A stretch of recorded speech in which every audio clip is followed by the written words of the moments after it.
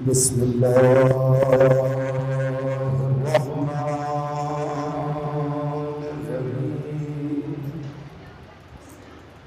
الحمد لله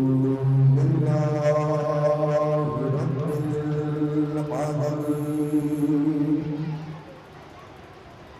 والصلاة والسلام على سيد الأنبياء والمرسلين على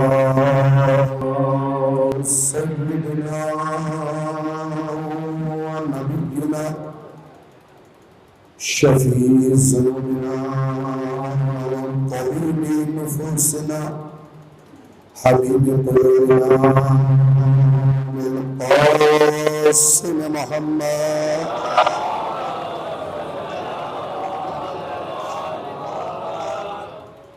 وآله الطيبين الطاهرين المعصومين المظلومين ولعنة الله على أعدائهم أجمعين غاسلي حقوقهم ومنكري فضائلهم ومناقبهم وأشهرهم. أما بعد فقد قال الله تبارك وتعالى في كتابه الكريم بسم الله الرحمن الرحيم وآتوا القربى حقه صلوات محمد.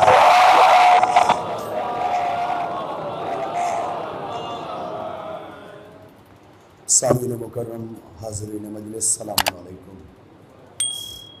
گزارش ہے ایک مرتبہ سورہ الحمد اور 3 مرتبہ سورہ اخلاص کی تلاوت فرما کر نواب بیگم بنت محمد نقی صاحب کی روح کو احسان کرنا.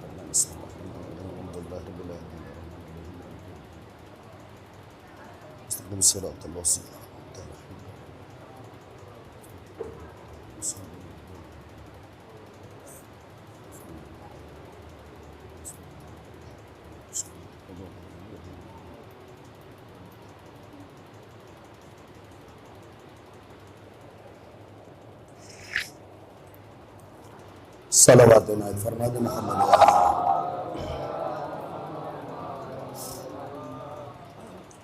سامعین حاضرین اور ناظرین، اجازت ہو تو لب کھولوں عقل و خرد کے میزان میں تاریخ و احادیث کے گوہر کو مودت بھری سماعت کو دلوں کے دھاگے میں پیو منتشر ذہنوں میں مناقب کے رس ہو تب جا کے موت کو مار دینے والے قبیلے کے بارے میں کوشش کیجیے گا سرکار کہ جو معروضات میں آپ کی خدمت میں پیش کروں وہ پہلی صورت میں عبور فرما لوں تاکہ میں تفصیل میں جانے سے بچ جاؤں اور اجمالی صورت میں جمعی گفتگو آپ کی سماعت تک پہنچ جائے. تو لوگ بابا جب سے بریلی کا ارادہ کیا تو یہ سوچ رہا تھا کہ پہلی حاضری ہے اہالیان بریلی کو کیا سنانا چاہیے، اور بخدا صبح کی نماز مصلی پہ موجود تھا تب تک یہ طے نہیں کیا تھا کہ پڑھنا کیا ہے. نماز پڑھی، نماز پڑھنے کے بعد تسبیح سیدہ اور تسبیح سیدہ کے بعد جو اوراد ہوتے ہیں اس سے جب فارغ ہوا تو میں نے بی بی سے استغاثہ کیا کہ بی بی بریلی والوں کو سنایا کیا جائے. تو میرے دل نے آواز دیا کہ بریلی کے عدد نکال لو مسئلہ حل ہو جائے گا. بریلی کے عدد نکال لو مسئلہ حل ہو جائے گا. میں نے کہا بی بی آپ کا شکریہ، مسئلہ حل ہو گیا. بریلی کے بے کے عدد 2 ہیں، رے کے 200 ہیں، 202 ہیں، یہ کے 10، 212 نام کے 30، 242 پھر یہ کے 10، 252 2 اور 5 7 پھر 2 9، یعنی بریلی کے کل عدد نکلتے ہیں 9 اور 9 پہ حکومت ہے جناب فاطمہ. ذرا سا میرے ساتھ رہیے گا، آپ کو دکھ پائے گا. بریلی کے عدد 9 ہے، اسی لیے اگر بریلی والے جناب سیدہ سے توسل کریں تو ترقی زیادہ ملے گی. اس لیے کہ جو علم العادات جانتے ہیں ان کے لیے عرض کر دوں کہ 9 عدد کمال ہے. اس سے بڑا عدد خدا نے خلق ہی نہیں کیا. آپ کہیں گے بہت کم ہوتا ہے تو اس کا 0 1 کا محتاج ہے. آپ کہیں گے 11 تو اس کا 1 1 کا محتاج ہے. آپ کہیں گے 12 تو اس کا 2 1 کا محتاج ہے. کمال کا عدد فاطمہ کو دیا. اسی لیے 11ویں امام نے فرمایا کہ ساری کائنات پہ ہم حجت ہیں, ہماری دادی ہم پہ حجت ہے.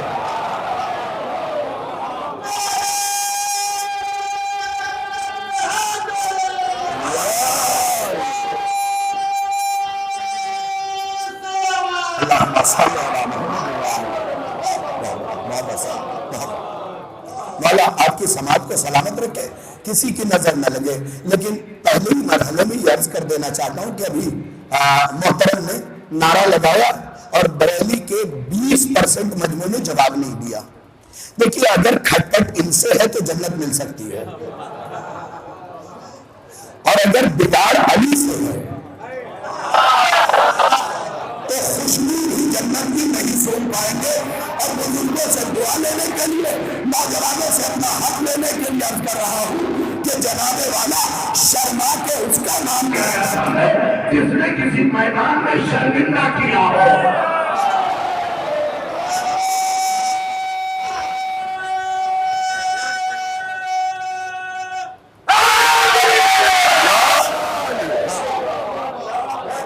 کبھی بھی اولاد علی اور علی کا نام سر جھکا کے نہ لینا, اس لیے کہ یہ سر اٹھانے کا سبب بنے. ایک مفتی تھے ضیاء الدین, انہوں نے ہم سے پوچھا بنگلور کے اندر کہ مولانا آپ اہل بیت سے محبت کرتے ہیں؟ ہم نے کہا سرکار ہم ہی کرتے ہیں. لفظوں پہ غور کرے, ہم ہی کرتے ہیں. کہنے لگے دلیل کیا ہے؟ ہم نے کہا ہم زندگی بھی حسین کے نام پہ بانٹتے ہیں اور مرتے بھی ہیں تو حسین کے لیے. کہنے لگے مرتے ہیں تو حسین کے لیے کیسے؟ میں نے کہا سرکار مرتے ہم ہیں, مجلس حسین کی ہوتی ہے, ہماری موت بھی وقت ہے حسین کے لیے. ہم مرتے تنہا ہے, مجلس 6 کرواتے ہیں. ذرا سا متوجہ ہو جائے, ہم اکیلے مرتے ہیں لیکن مجلس عظیم جو ہوتی ہے وہ 6, 3 کی, 10 کی, 20 کی, 40 کی, 6 برسی, مرے ہم ایک تھے, مجلس 6 ہوئی. اور اگر موت کے دن والی قبرستان والی جوڑ بھی جائے تو 7. تو یہ تو خیال سے نکال دینا کہ ہمیں مار کے مجلس ختم ہو جائے گی. کاش توجہ کیا ہوتا, ہمیں مار دو گے تو مجلس ختم ہو جائے گی. ہم 1 مریں گے 7 مجلس بڑھیں گی, 2 مریں گے 14 ہو جائے گی, 3 مریں گے 21 ہو جائے گی, 4 مریں گے 28 ہو جائے گی. لشکر جھنڈی کی آواز آئی, ہم سارے مار دیں گے. تو میں نے پلٹ کے کہا میاں ہم شیعہ ہیں, لاوارث نہیں ہے, پردے میں ہمارا وارث بیٹھا.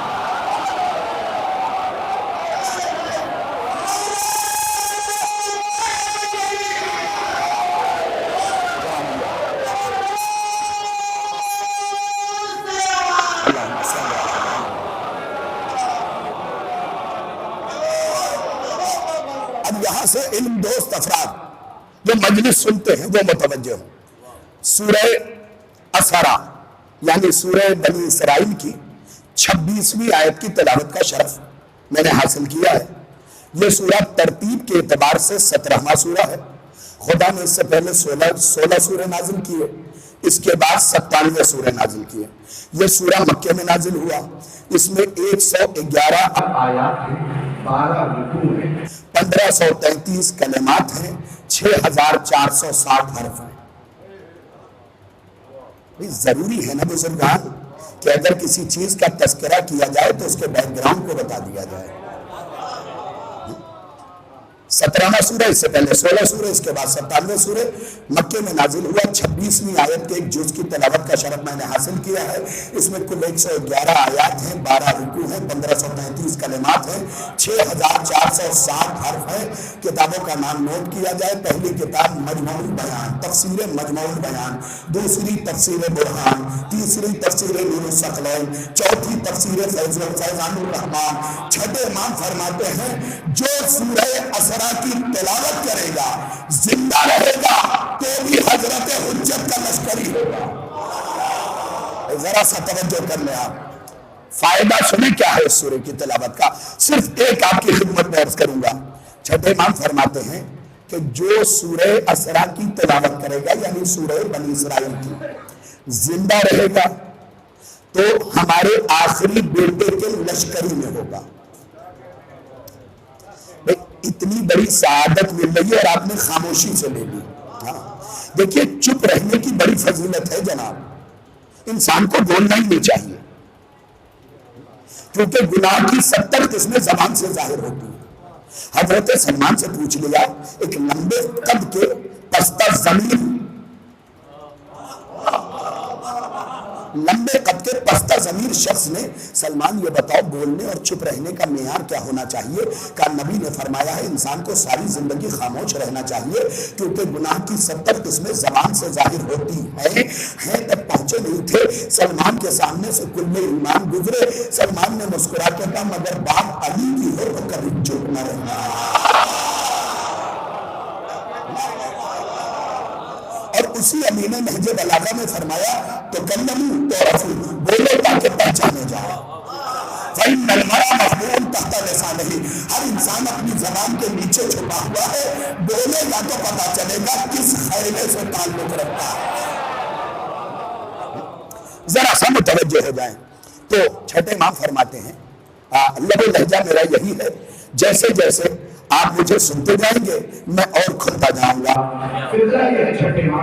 کتابوں کا حوالہ دے دیا، اس کے بعد فقرہ عرض کر رہا ہوں۔ اگر زندہ رہیں گے تو امام کے لشکر میں۔ سائل نے سوال کیا سرکار اگر مر گئے تو؟ بھائی قیامت کا سوال ہے، لیکن سوال امامت سے ہے۔ دیکھیں بریلی بھی اگر یہ جملے نہیں سنے گا تو کہاں سناؤں گا؟ بھائی قیامت کا سوال ہے لیکن سوال امامت سے ہے، اور قیامت وہ ہے جو امامت کے احترام میں رکھی ہوئی ہے۔ قیامت وہ ہے جو امامت کے احترام میں رکھی ہوئی ہے۔ سوال کیا سرکار مر گئے تو؟ کہ اگر زندہ رہے تو امام کے لشکری میں، اور اگر مر گئے تو قبر کے پاس آخری امام قبر سے آواز دے کے اٹھائیں گے اور اپنے لشکر میں شامل کریں گے۔ یہ ہے سورہ بنی اسرائیل پڑھنے کا ثواب جو میں نے آپ کی خدمت میں ضمن عرض کر دیا۔ اب یہاں سے یہ جو آیت میں نے پڑھی ہے وَآتِ ذَا الْقُرْبَى حَقَّهُ، اے میرے حبیب یہ 2 بار آیت آئی ہے، علماء بیٹھے ان سے پوچھئے گا۔ ایک بار آئی وَآتِ، ایک بار آیا فَآتِ، پوری آیت وہی ہے، واو اور فے کا فرق ہے۔ اب میرے استاد کہتے تھے یہ واو اور فے نہیں ہے، یہ محمدیوں کی واو ہے، بلا فصل کی فے ہے۔ قربا حق ہو، اے محمد یہ جو اپنی تمہاری بیٹی ہے نا اسے اس کا حق دے دو۔ اس کا مطلب حکم قرآنی ہے، کاش توجہ کیا ہوتا۔ حق دینا ہے، میراث نہیں۔ کاش توجہ کیا ہوتا، بزرگان بیٹھے ہیں۔ ذرا سی سخت بات ہے لیکن آسان ہو جائے گی۔ علی مشکل کشا کے صدقے میں اللہ نے حق دینے کو کہا ہے، اس کا مطلب محمد نے جو دیا وہ میراث نہیں ہے۔ کاش توجہ کیا ہوتا، وہ فاطمہ کا حق ہے جسے ہر حال میں محمد کو دینا تھا۔ ہاں ابھی میں تفصیل کی طرف آؤں گا، یہاں سے 3-4 جملے سن لیجئے، اس کے بعد میں آپ کی خدمت میں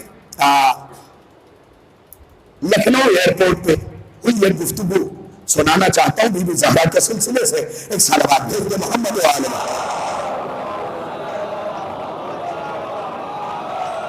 یہاں سے جناب والا فضیلت شروع کر رہا ہوں۔ مقدر دیکھیے جب جملے خوبصورت ہوں تو زور نہیں لگانا چاہیے. مقدر جس کی چوکھٹ پہ تقدیر بنائے اسے فاطمہ کہتے ہیں. نہیں متوجہ ہو جائیں خدا کے لیے، اس لیے کہ یہ عام نام نہیں ہے. چھٹے امام فرماتے ہیں اگر کبھی رزق میں کمی ہو جائے ہماری دادی فاطمہ کا نام لیا کرو. اگر رزق میں کمی ہو جائے، ابھی جملے پہ نوجوان بولے نہ بولے، بزرگان آپ میرے حق میں دعا کیجیے گا. چھٹے امام فرماتے ہیں اگر کبھی رزق میں کمی ہو ہماری دادی فاطمہ کا سر میں نام لو، تمہارے رزق کا دروازہ کھل جائے گا. سوال ہے کیوں؟ رزق کا تعلق تو علی سے ہے کہ جو علی انگوش کے پھیر سے کائنات کو رزق بانٹ دیتا ہے، وہ گھر آ کے کہتا ہے فاطمہ میرے حصے کی روٹی کہاں ہے؟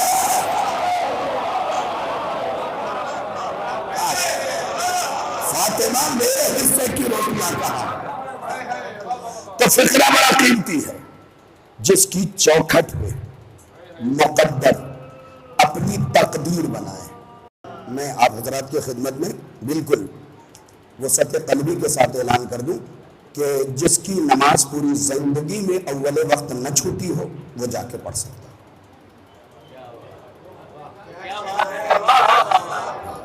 بالکل وسعت قلبی کے ساتھ اعلان کر دیا کہ پوری زندگی جس کی نماز کبھی اول وقت قضا نہیں ہوئی ہو، نہ چھوٹی ہو، وہ جا کے پڑھ لے.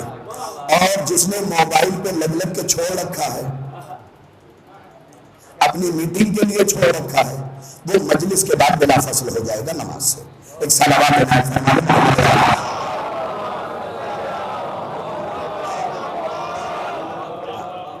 یہ اعلان کر دینا ضروری تھا.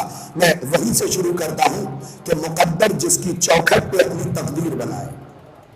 بات بھولی تو نہیں، یہ اذان نہیں، حسین کی جیت کا اعلان ہے. تو آپ غیر متوجہ کیسے ہو سکتے؟ اذان تو ہمیں اور توجہ دلاتی ہے. مقدر جس کی چوکھٹ پہ اپنی تقدیر بنائے اسے فاطمہ کہتے ہیں. اب اس سے آگے سفر کر رہا ہوں. مقدر جس کی چوکھٹ پہ اپنی تقدیر بنائے اسے فاطمہ کہتے ہیں. رسالت کی ہتھیلی پہ تقدیر کی لکیر کا نام فاطمہ. رسالت کی ہتھیلی پہ تقدیر کی لکیر کا نام فاطمہ ہے. سیدہ شباب اہل الجنہ کی جنت جس کے قدموں تلے ہے اس کا نام فاطمہ. پھر متوجہ ہو جائے. مقدر جس کی چوکھٹ پہ تقدیر بنائے اسے فاطمہ کہتے ہیں. رسالت کی ہتھیلی پہ تقدیر کی لکیر کا نام فاطمہ ہے. سیدہ شباب اہل الجنہ کی اپنی جنت جس کے پیروں کے نیچے ہے اس کا نام فاطمہ ہے. جملہ آ گیا میری زبان کی ڈاکٹر سردار. توجہ چاہیے. جہاں پہ جنت کا سردار جنت کی جنت ہو اس کا نام فاطمہ ہے. ارے جس کی چوکھٹ پہ محمد کو رکنا پڑتا ہے اور جبریل کو جھکنا پڑتا ہے اسے فاطمہ کہتے ہیں. جو ہمارے لیے آسرا امید ہے، یقین جانے دکھی دلوں کا مداوا ہے. فاطمہ فاطمہ نہیں ہے، شیعوں کے لیے زرا ہے. کتاب کا نام پھر نوٹ کیجئے. آیت اللہ سید محمد اشتہاردی کی کتاب ہے احادیث فاطمہ زہرا. بالکل آخری صفحے پہ آخری حدیث باب یا میں لکھی ہوئی ہے کہ محمد عربی گئے، جانے کے بعد کہتے فاطمہ تمہارا مہر کیا قرار دوں؟ جناب فاطمہ نے مسکرا کے کہا بابا میں عام باپ کی بیٹی نہیں، ختم المرسلین کی بیٹی ہوں، تاجدار انبیاء کی بیٹی ہوں، زمانے کو مولا دینے والے کی بیٹی ہوں. آج توجہ، ہر جنگ فتح کرنے والے کی بیٹی ہوں. جو ساری بیٹیوں کو ملتا ہے اگر وہی میں بھی لوں تو فائدہ کیا؟ کہا فاطمہ پھر کیا چاہیے؟ کہا خدا سے کہیے اگر مہر دینا ہے تو شیعوں کی شفاعت دو. میرے ساتھ متوجہ رہی، یہاں سے گفتگو میں نے شروع کر دی ہے. شیعوں کی شفاعت دو. توضیح المسائل اٹھا کے دیکھیے گا، عالم دین بیٹھے ان کی موجودگی میں پڑھ رہا ہوں، لکھا یہ ہے کہ مہر پہلے دینا ہے۔ نہیں اگر بریلی متوجہ نہیں ہوا خودکر بھائی تو میں یہ جملہ کہاں لے کے جاؤں؟ مہر پہلے دینا ہے، اس کا مطلب فاطمہ شفاعت کروائیں گی نہیں، کروا چکی ہے۔ کاش توجہ کیا ہوتا، کاش توجہ کیا ہوتا۔ بھائی مہر میں ایک ٹپیکل سا مسئلہ اور ہے، وہ مسئلہ کیا ہے؟ مہر دیتا کون ہے؟ شوہر۔ سب متفق ہے نا؟ اب وہ کیسے متفق ہوں گے جنہوں نے معاف کروایا ہوا؟ وہ کیسے متفق ہوں گے جنہوں نے ہاتھ جوڑ کے معاف کروایا ہوا؟ اچھا ہمیں آج تک یہ معافی سمجھ میں نہیں آئی جو طلاق کے موقع پہ مطالبے میں بدل جاتی ہے۔ اس کا مطلب آج حقیقت میں معاف نہیں ہوا، یہ وقتی منسیت ہے۔ اسی لیے میں کہتا ہوں جناب عالی اپنے مزاج کو بدلیے اور مہر میں کربلا کی زیارت رکھیے۔ کاش توجہ کیا ہوتا آپ نے۔ آپ کہیں گے بھائی ہماری بچیوں کی طلاق ہو رہی ہے نا، تو طلاق سے بچانا، طلاق تو اس وقت فیشن کا بن گیا، طلاق سے بچانا ہے تو بچیوں کے مہر میں کربلا کی زیارت رکھیے۔ کتاب کا نام نوٹ کیجئے، کتاب کا نام ہے علی نے زینب سے پوچھا زینب تمہاری مہر کیا قرار دوں؟ کہ حسین کے چہرے کی زیارت۔ العظمت للہ، العظمت للہ، حسین کے چہرے کی زیارت۔ تو اگر علی کے بیٹی کی مہر حسین کے چہرے کی زیارت ہو سکتی ہے تو غلام علی کی بیٹی کی مہر اگر کربلا کی زیارت ہو جائے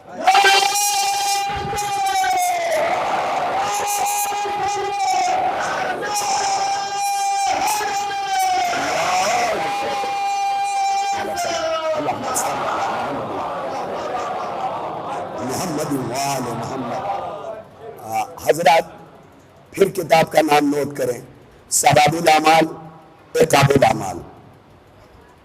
جتنی باتیں پڑھ رہا ہوں کتابوں سے پڑھ رہا ہوں، کیونکہ منبر مشکوک کرنے کی جگہ نہیں ہے، منبر مطمئن کرنے کی جگہ ثواب الاعمال عقاب الاعمال۔ آپ کے مولا شیخ سدود کی کتاب ہے، آپ کے مولا فرماتے ہیں کہ جو ہم پہ بلند آواز سے سلوات بھیجتا ہے اس کے دل سے نفاق دور ہو جاتا ہے۔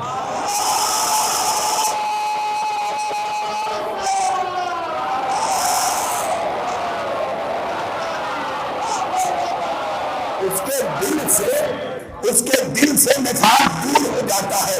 آئیے بات نفاق کی آئی ہے تو دو حدیثیں جلدی جلدی اور سن لیجیے۔ چھٹے امام سے پوچھا گیا مولا منافق کسے کہتے ہیں؟ بھائی بات بیوی زہرا کی ہے تو منافقت پہ بات تو ہوگی نا، کیونکہ اسلام کے چھپے ہوئے منافقوں کے چہرے سے نقاب اتارا ہے فاطمہ نے۔ یہ دربار نہیں گئی ہے، چہرہ دکھانے گئی تھی۔ ایک بزرگان بولیے گا میرے ساتھ، جو چھٹے امام سے پوچھا گیا مولا منافق کسے کہتے ہیں؟ آپ نے فرمایا جو ہماری فضیلت سن کے بھی چپ رہ جائے۔ العظمت للہ، العظمت للہ، العظمت للہ۔ یہ چھٹے امام کی حدیث تھی، جو ہماری فضیلت سن کے بھی چپ رہ جائے۔ منافق وہ ہے بھائی جو سورج دیکھ کے یہ نہ کہے کہ اس میں روشنی ہے، جو خوشبودار گلاب سن کے یہ نہ کہے اس میں خوشبو ہے، وہ تو منافق ہوا نا۔ امام نے فرمایا جو ہماری فضیلت سن کے چپ رہ جائے وہ منافق ہے۔ پانچویں امام سے پوچھا گیا مولا منافق کے وجود کی پہچان کیا ہے، یعنی بدن سے کیسے پہچانے کہ یہ منافق ہے؟ امام نے فرمایا سنو، منافق وہ ہے جو آنکھوں میں آنکھیں ڈال کے بات نہیں کرتا ہے۔ دو حدیث میں نے سنا دی، دو حدیث میں نے سنا دی، صاحبان علم کو بڑا لطف آئے گا کیونکہ ساری باتیں حوالوں سے۔ تیسری حدیث آٹھویں امام، مولا معروف کرخی جو مولا کا دربان ہے، کہتا مولا کچھ منافق پکڑے ہی نہیں جاتے، کچھ منافق بڑے ڈھیٹ ہوتے ہیں، پکڑے ہی نہیں جاتے سرکار، کیا کریں؟ امام نے مسکرا کے فرمایا ایسا منافق جب تمہارے پاس آئے سورہ کوثر کی تلاوت کرو۔ بھائی پڑھے لکھے لوگ بیٹھے، سورہ کوثر کی تلاوت کرو۔ فرزند رسول میں سورہ بقرہ پڑھ لیتا، آل عمران پڑھ لیتا، عنکبوت پڑھ لیتا، جاثیہ پڑھ لیتا، محمد پڑھ لیتا، مومنون پڑھ لیتا، منافقون پڑھ لیتا، یوسف پڑھ لیتا، بنی اسرائیل پڑھ لیتا، سورہ طٰہٰ پڑھ لیتا، سورہ نبا پڑھ لیتا، سورہ فجر پڑھ لیتا، علقہ پڑھ لیتا، سورہ واقعہ پڑھ لیتا، رحمٰن پڑھ لیتا، مزمل پڑھ لیتا، مدثر پڑھ لیتا۔ یہ کوثر ہی کیوں کہ جو کہہ دیا وہی کرو۔ کیوں میرے مولا کہ سورہ کوثر میری دادی کی شان میں آیا ہے، اور میری دادی وہ ہے جس نے منافق کے چہرے سے مارا۔ العظمت العظمت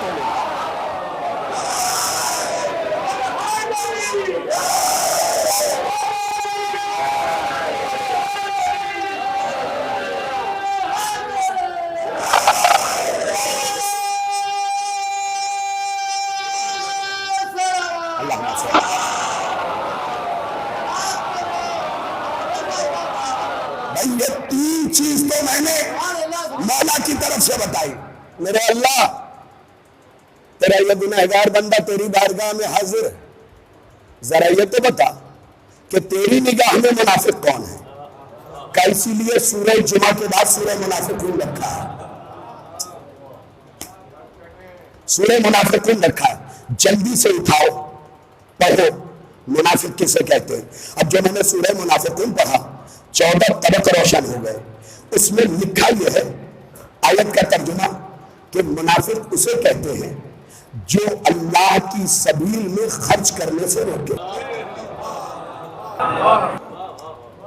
بھائی بات تو مکمل ہو گئی، جنہوں نے جملے پہ داد دے دی میں انہیں سلام کر رہا ہوں، اور بزرگان نے داد دی، کچھ لوگ خاموش رہے۔ تو یہ تو میں پہلے سے جانتا ہوں کہ مجمع میں 4 قسم کے لوگ ہوتے ہیں۔ ایک جملہ سننے سے پہلے بول پڑتے ہیں، ایک جملے کے بعد بولتے ہیں، ایک یوں دیکھتے رہتے ہیں چاچا جی بولے تو بولے، اور ایک طبقہ اس سے بھی ڈھیٹ ہوتا ہے، چچا تبرک کھا کے خیال کرتے ہوئے کہتا ہے اچھی پڑھی۔ تو الحمدللہ آپ کا تعلق پہلے طبقے سے ہو۔ سورہ منافقون اللہ کی سبیل میں خرچ کرنے سے روکے۔ میرے اللہ تیری سبیل کون ہے؟ کہا 14۔ اب کچھ لوگ ابھی ذیلحج میں ممبئی میں تھا، بس بیگ پیک تھا، نکلنے والا تھا کہ ایک صاحب کا فون آیا، کہنے لگے سرکار ہم آپ سے ملنا چاہتے ہیں، میرا روڈ میں ہم آپ سے ملنا چاہتے ہیں۔ ہم نے کہا ٹھیک ہے آ جائیے، لیکن وقت زیادہ نہیں ہمارے پاس۔ کہا نہیں بس 15 منٹ کی ایک میٹنگ۔ حضور عبادت انہوں نے اپنی کار سے آئے، گھر پہ موجود تھے، چائے وائے بنی، ڈائری نکالی پارکر کے پین کے ساتھ، پارکر کا پین تھا، 2-2.5 ہزار کی ڈائری ہوگی، 3-4 ہزار کا پین ہوگا۔ کہنے لگے حضور میں ایک اسکیم لے کے آیا ہوں، لفظ یاد رکھیے گا، اسکیم لے کے آیا ہوں۔ میں نے کہا سرکار جلدی سے بتائیے وہ اسکیم کیا ہے؟ کہ اگر 2 مہینے 8 دن 2 سال تک میرا روڈ میں تبرک نہ بٹے تو ایک عالی شان اسکول بن سکتا ہے۔ توجہ ہے آپ کی؟ اگر 2 سال تک میرا روڈ میں تبرک نہ بٹے تو ایک عالی شان اسکول بن سکتا ہے۔ میں نے یوں جھانکا تو نیچے جیگوار ان کی لگی ہوئی تھی۔ میں نے کہا حضور اسکیم بعد میں کیا کریں گے، پہلے جیگوار بیچ کے ویگنار لیجیے۔ کاش توجہ کیا ہوتا، اسکیم طے بعد میں کریں گے، پہلے اپنی جیگوار بیچیے، ویگنار لیجیے، 3000 کا قلم بیچیے، 5 روپے کا۔ یہ حسین کی مجلس کے تبرک پہ ہی تمہاری نگاہیں بد کیوں ٹکی ہوئی ہے؟ آج توجہ کیا ہوتا، یہ بریلی ہے، یہ حسین کی مجلس کے تبرک پہ ہی نگاہ بد ٹوٹی کی ہوئی ہے۔ تم نہیں چاہتے کہ یہ مومنین ہاتھ بڑھا کے مانگے اور شفا پائے، ہاتھ بڑھا کے مانگے اور شفا پائے، تم نہیں چاہتے۔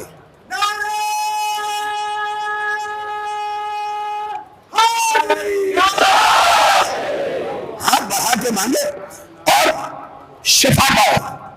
بڑی بڑی اسکیمیں آ رہی ہیں، سرکار روک کے جان بوجھ کے دو جملے سنانا چاہتا ہوں۔ کتاب ہے عزاداری از دیدگاہ مرجعیت، آیت اللہ علی ربانی خلخالی کی لکھی ہوئی تھا، اس کے صفحہ نمبر 50 سے پڑھنے لگا ہوں۔ حوالہ بھی غلط ہے تو ممبر سے اتار دیجئے گا، ہاں حوالہ بھی غلط ہو ممبر سے اتار دیجئے گا۔ یہ دیکھیے صفحہ نمبر 50، اور یہی پہ لکھا ہوا۔ ہمارے مذہب میں اس وقت کیا ہو گیا، جس کی بات محلے کے بچے نہیں مانتے وہ چاہتے ہیں قوم میری بات مانے۔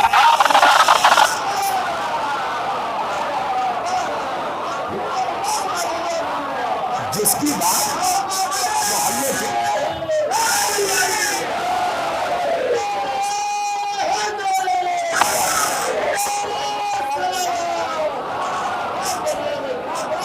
جس کی بات محلے کے بچے نہیں مانے وہ چاہتے ہیں قوم میری بات مانے، قوم میری بات مانے۔ اب انہیں دیکھیے بڑا خرہ ہے اس بات کا کہ سب میری بات مانے۔ وہ عزاداری یوں نہیں ہونی چاہیے، میرے حساب سے یہ اولڈ طریقہ ہے، کبھی کبھی لہجے پہ بول لیا کیجئے، یہ اولڈ طریقہ ہے۔ میں سوچ رہا ہوں اس میں کیوں کچھ نیا پن لے کے آؤں۔ عزاداری تمہارے ابا کی نہیں ہے، اور عزاداری میرے ابا کی نہیں ہے، عزاداری زینب کی امانت ہے۔ آج توجہ کیا ہوتا۔ اب سنیے، خدا کی قسم اگر لگے کہ بریلی کو شاہد رضوی نے تحفہ دیا ہے تو پھر میرے حق میں دعا کیجئے گا۔ آیت اللہ شاہدی سے پوچھا گیا، سرکار یہ بتائیے کہ غریب سے غریب آدمی مجلس کرتا ہے تو مجلس میں تبرک بانٹتا ہے، ذرا سا متوجہ ہو جائیے گا۔ غریب سے غریب آدمی اگر مجلس کرتا ہے تو مجلس میں تبرک بانٹتا ہے اور اپنی حیثیت سے زیادہ بانٹتا ہے۔ غریب سے غریب آدمی مجلس کرتا ہے تو مجلس میں تبرک بانٹتا ہے اور اپنی حیثیت سے زیادہ بانٹتا ہے۔ اگر اگلے برس تک آپ کھڑے رہے تو حق ادا نہیں ہوگا۔ سرکار میرا جملہ نہیں، اتنے بڑے عالم دین کا جملہ ہے۔ غریب سے غریب آدمی اگر مجلس کرتا ہے تو تبرک بانٹتا ہے۔ سائل نے پوچھا یہ بتائیے پہلی مجلس زینب نے کی تبرک میں کیا بانٹا ہے؟ توجہ اندر والوں، پیچھے والوں، نہیں اپنی آنکھوں کی خیرات پہ قابو رکھیے، دل خوش ہو جائے گا۔ ساری زندگی آپ مجھے دعا دیں گے کہ غریب سے غریب آدمی مجلس کرتا ہے تو تبرک بانٹتا ہے۔ بی بی زینب نے پہلی مجلس میں تبرک کے طور پہ کیا بانٹا؟ سالم نے کہا زینب نے مجلس میں مجلس بانٹا۔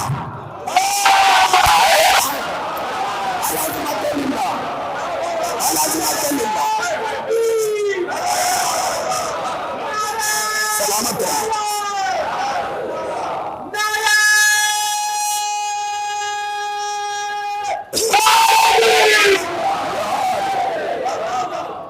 بات پہنچ گئی، کچھ لوگ باقی ہیں جو نہیں پہنچے۔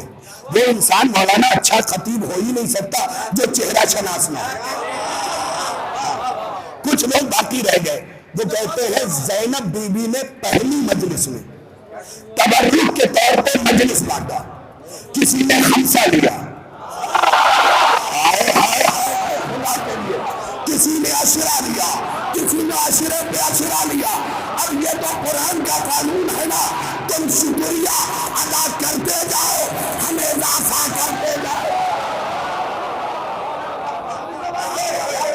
پہلی مجلس میں تبرک میں مجلس بانٹا، کسی نے خمسہ لے لیا، کسی نے عشرہ لیا، کسی نے نظامت لے لی، کسی نے خطابت لے لی، کسی نے نوحہ خانی لے لی، کسی نے مرثیہ خانی لے لی، جس نے جو طلب کیا بی بی نے دے دیا۔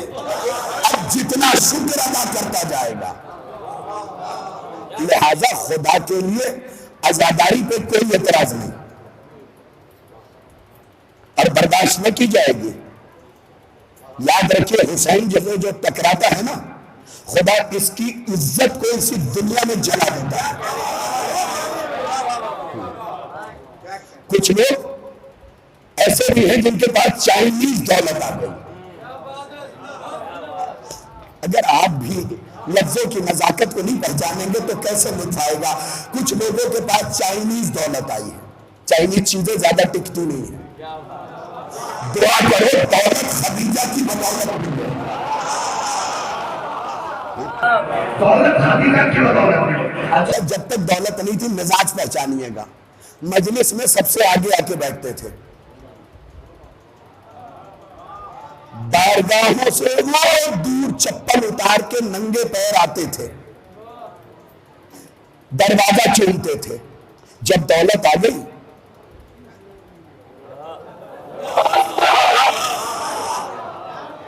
کبھی کبھی لہجے پہ بول دیا کیجیے، بڑی سی گاڑی رکی، دروازہ بھی نہیں کھولا، شیشہ اتارا، یوں زری کی طرف ہاتھ، یوں، ارے آئیے حضور، وقت نہیں ہے۔ سوچو حسین نے دولت دے کے چھینا کیا ہے؟ حسین نے اگر دولت پہ نواز دیا تو لے کیا لیا؟ یاد رکھنا ساری دولت حسین کی نالین پہ قربان۔ کبھی بھی دولت آ جائے تو اکڑنا نہیں، مجلسوں میں جھک کے بیٹھنا۔ اظہر حسن زیدی صاحب کہتے تھے، اور ان کا یہ جملہ مشہور زمانہ ہوا، کہ دولت آنے کے بعد بھی فرش عزا چوم کے بیٹھو، فرش عزا چوم کے بیٹھو۔ ہمارا ہم مزاج اتنا گڑبڑ ہو گیا ہے کہ مولانا اگر فرش عزا بچھی ہوئی ہے اور وہ یوں سمٹ گئی تو ہم پیر سے اسے سیدھا کرتے ہیں۔ یاد رکھو جتنی عزت مصلے کی ہے اتنی ہی فرش عزا کی ہے، اسے جھک کے سیدھا کیا کرو۔ اور اگر 4-6 نوکر آ گئے تو فرش عزا نوکروں سے نہ بچھواؤ، تبرک نوکروں سے نہ بچواؤ، اس لیے کہ پھر تو تم سے زیادہ تکبیر والا نوکر ہوا، تم سے تنخواہ بھی لے رہا ہے، فاطمہ سے دعا بھی لے رہا ہے۔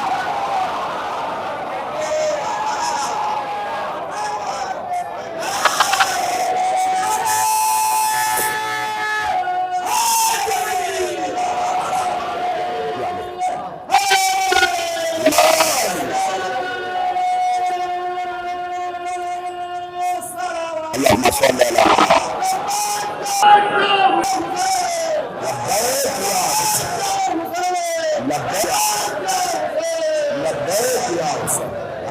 تم سے اچھا تو میں نوکر ہوا نا۔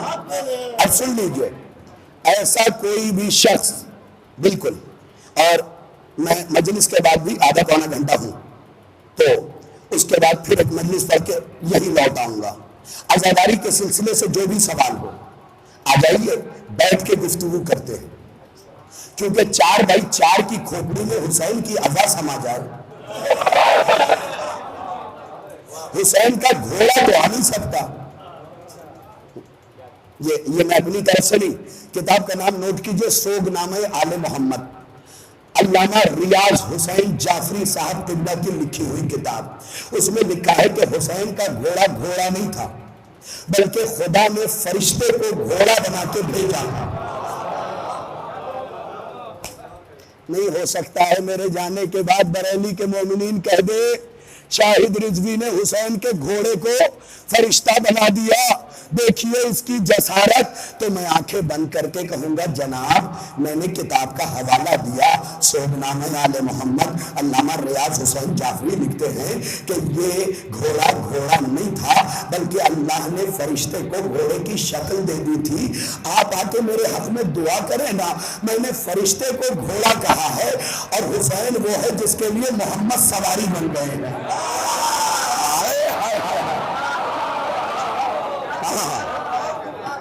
زیادہ دور جانے کی ضرورت نہیں. تو ہر جگہ کچھ لوگ ایسے ہیں جو کپڑا ہمارے جیسا پہنتے ہیں، باتیں ان کی جیسی کرتے ہیں. ایسے لوگوں سے بچیے گا، ایسے لوگوں سے بچیے گا. ضروری نہیں کہ جو کالا کپڑا پہنے وہ شیعہ ہی ہو. کاش توجہ کیا ہوتا. ایسے لوگوں سے بچیے گا.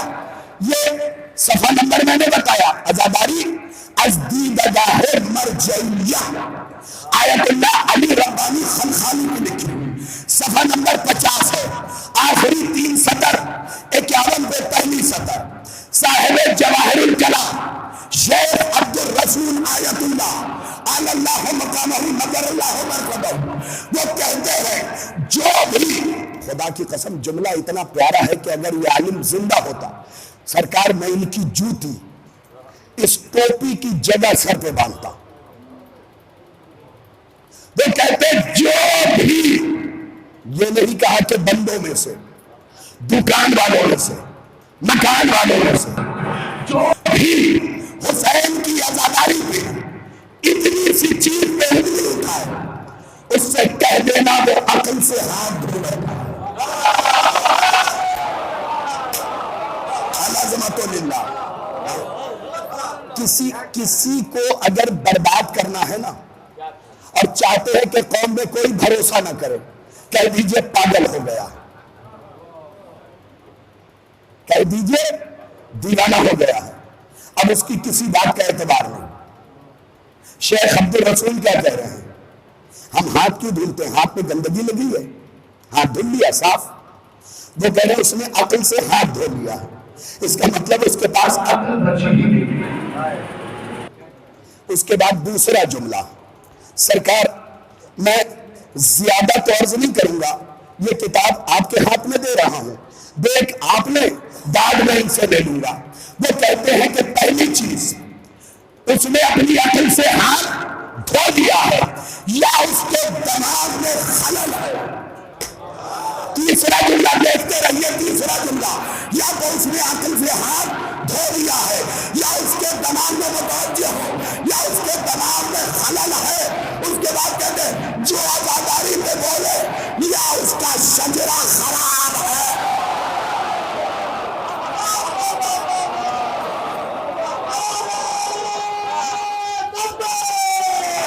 اس کا شجرہ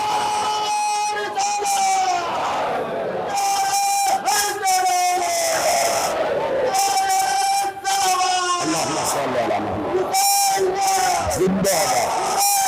سارے مل کے زندہ باد، مردہ باد، مردہ باد. صلی اللہ علیہ وسلم.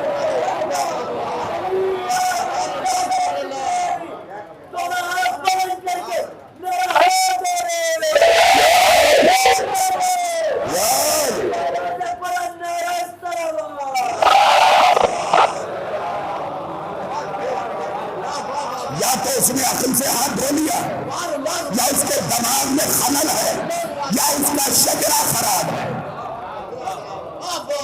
یہی 3 چیزیں ہو سکتی ہیں، اس کے علاوہ چوتھی کوئی چیز نہیں. دیکھو حسین مل گیا، شکر کا سجدہ کرو. کاش توجہ کیا ہوتا. میں آپ کی خدمت میں کیا عرض کروں، رائے پور میں اشرا پڑھا تھا، اس دوران خواجہ معین الدین چشتی کی سوانح حیات ہاتھ لگی. میں تو کتابوں کے لیے ٹہلتا رہتا ہوں اور آپ کی دعا سے 20-22 لاکھ سے اوپر کی کتابیں جنہیں مسلسل جن کی سیاہی چاٹتا رہتا ہوں. تو خانقاہوں میں گیا، وہاں سے کتاب ڈھونڈ کے لایا، خواجہ معین الدین چشتی کی سوانح حیات. تو اس میں خواجہ کے کچھ قول لکھے ہوئے تھے. تو ان سے پوچھا گیا خواجہ سن 61 ہجری سے دنیا حسین حسین کر رہی ہے، کیا اب بھی حسین ہے؟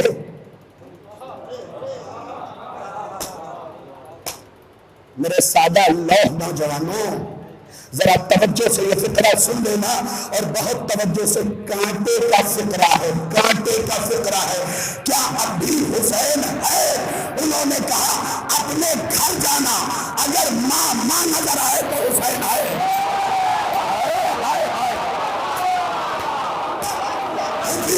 دکھائی دے تو حسین ہے، خالہ خالہ نظر آئے تو حسین ہے۔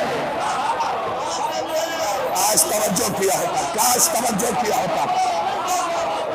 مولا سلامت رکھے عالیہ بریلی آپ کو، کسی کی نظر نہ لگے آپ کو، مولا بہت ترقی دے آپ کو۔ فکرہ کتنا قیمتی ہے، گھر جا اگر ماں نظر آئے، پھوپھی نظر آئے، میرے رنگ دکھائیں گے تو حسین ہے۔ اب میں تاریخ یزید تو نہیں پڑھوں گا منبر سے، تاریخ یزید تو نہیں پڑھوں گا منبر سے، ورنہ میں تو یوں پڑھتا ہوں سرکار، یوں تاریخ یزید پڑھتا ہوں کہ شام کے جنگل سے بغض علی کا ایک جنگلی نکلا، شام کے جنگل سے، جنہیں تاریخ پہ نظر ہے، شیخ محمود شلتوت سے لے کے اسماعیل پانی پتی تک، اسماعیل پانی پتی سے لے کے محمود قادر مصری تک، وہ ذرا بولے گا شام کے جنگل سے بغض علی کے سے ایک جنگلی نکلا اور دنیا کے جنگل میں گیا، وہاں اسے ایک جنگلی نظر آیا، دو جنگلیوں کی آنکھیں چار، بزرگان ذرا سا ساتھ دیجئے گا، دو جنگلی کی آنکھیں چار ہوئی، اس جنگلی نے اس جنگلی کو وہاں سے اٹھایا، بغض علی کے جنگل میں لے کے آیا، اور اس جنگلی نے جو آئی تھی اس نے بغض علی کے جنگل میں ایک جنگلی یزید نامی پیدا کیا۔ پھر اسے یہ جنگل راز سکھایا، وہ اپنے جنگلوں میں چلی گئی۔ بھئی یہاں تک تو جملہ بڑا قیمتی تھا نا، بغض علی کے جنگل میں اس نے یزید نامی ایک جنگلی پیدا کیا۔ اسی لیے تو میں کہتا ہوں زمانے والوں، ماں اگر جنگلی ہو تو بیٹا یزید ہوتا ہے۔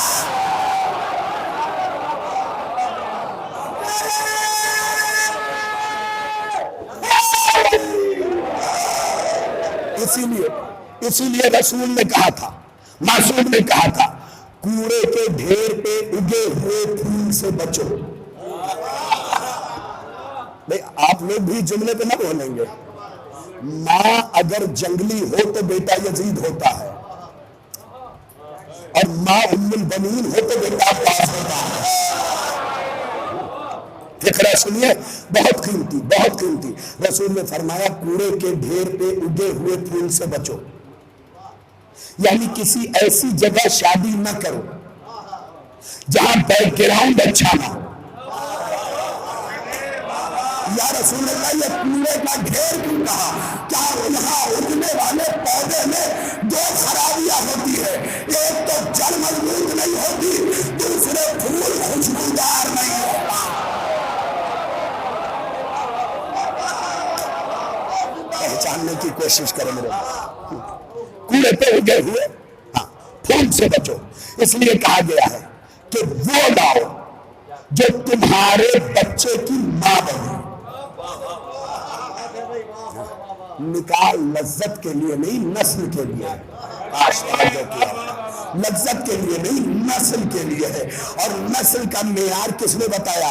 چوتھے امام سرکار مصلی پہ ہیں، میں رٹ کے تو پڑھتا نہیں، مصلی پہ ہیں، پیچھے کبوتر کا جوڑا آپس میں بات کر رہا، امام نماز تمام کر چکے، تسبیح پڑھ چکے، آپ نے ابو حمزہ سمالی، انہیں سمالی اس لیے کہتے ہیں کہ ان کا بہت بڑا قبیلہ تھا، سب کے سب عشق علی میں قتل کر دیے گئے، تو سمالی کے معنی ہے بچے کھچے کے تھوڑے سے۔ تو ابو حمزہ سمالی سے پوچھا، یہ بتاؤ اس کبوتر کے جوڑے نے آپس میں کیا گفتگو کی؟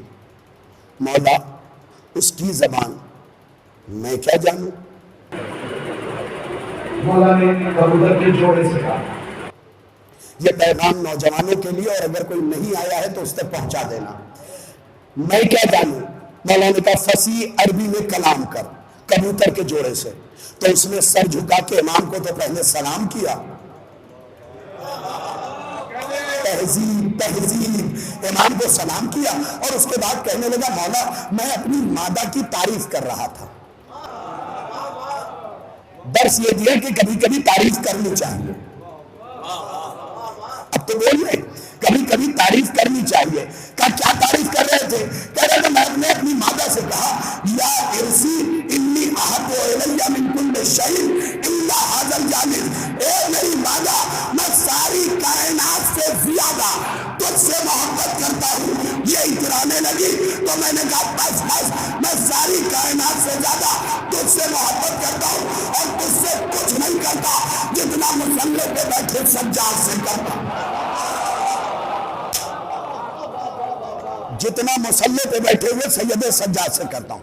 اب نوجوان چہرے میں دیکھ لو، ہیں تو کم، بزرگان کی تعداد الحمدللہ زیادہ ہے، لیکن نوجوانوں مجلس میں آیا کرو. ہماری قوم دو حصوں میں بٹ گئی ہے، ایک مجلسی مجمع، ایک ماتمی مجمع ہے یا نہیں؟ مجلسی مجمع مجلس سنتا ہے، پتلی گلی پکڑ کے چلا جاتا ہے. ماتمی مجمع باہر سے جھانکتا ہے. مولوی صاحب کتنی دیر اور پڑھیں گے؟ نہیں، صحیح باتیں بول دیا کیجیے، ورنہ ممبروں سے میرا حق نہیں بولا جائے گا. مجلسی مجمع مجلس ختم ہوئی یہ جا وہ جا، اور ماتمی مجمع یہ آ وہ آ، یہ ادھر وہ ادھر. دور سے دیکھ رہے ہوتے اپنی ہی ہے، جانے پہچانے لوگ ہیں. خدا کے لیے دور نہ رہو. عباس نے جو نشان کھینچا تھا اس کے اس پار رہو.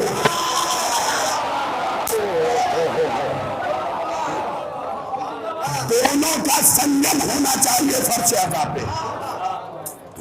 سنیے گا آیت اللہ شاہرودی، ان کے زمانے میں بھی یہ آج ہی کی وبا نہیں ہے، یہ آج ہی کا مرض نہیں ہے، ان کے زمانے میں بھی مجلسی مجمع الگ ہو گیا تھا، ماتمی مجمع الگ. مجلس والے جاتے تھے، ماتم والے آتے تھے. تو ایک مجلسی نے پوچھ لیا آیت اللہ شاہرودی سے، سرکار کیا مجلس کے بعد ماتم ضروری ہے؟ اگر لے کے بات یہاں اتری ہے، کہاں؟ دل میں نہیں، فواد میں. کیونکہ پڑھے لکھے لوگ جانتے ہیں کہ علی کی محبت دل میں نہیں رہتی، دل کے اندر ایک پاکیزہ جگہ ہے جسے فواد کہتے ہیں. آپ کسی ڈاکٹر سے پوچھئے گا جو ہارٹ کا ہو، اس دل کے اندر بھی ایک جگہ ہے جسے فواد کہتے ہیں. اسے جب چیریے گا نا دل کو تو اس میں ایک کان ہے. بھائی بریلی بھی اتنا گھور کے دیکھے گا، اس دل میں ایک کان ہے. میرے بابو اگر فواد میں کان ہی رکھنا تھا تو دو رکھتا، ایک کیوں رکھا؟ جب دو دیکھ کے دیکھ چکا ہوں، سر میں دیا تھا، ادھر سے سنتے تھے ادھر سے نکال دیتے تھے، تاکہ جو سنو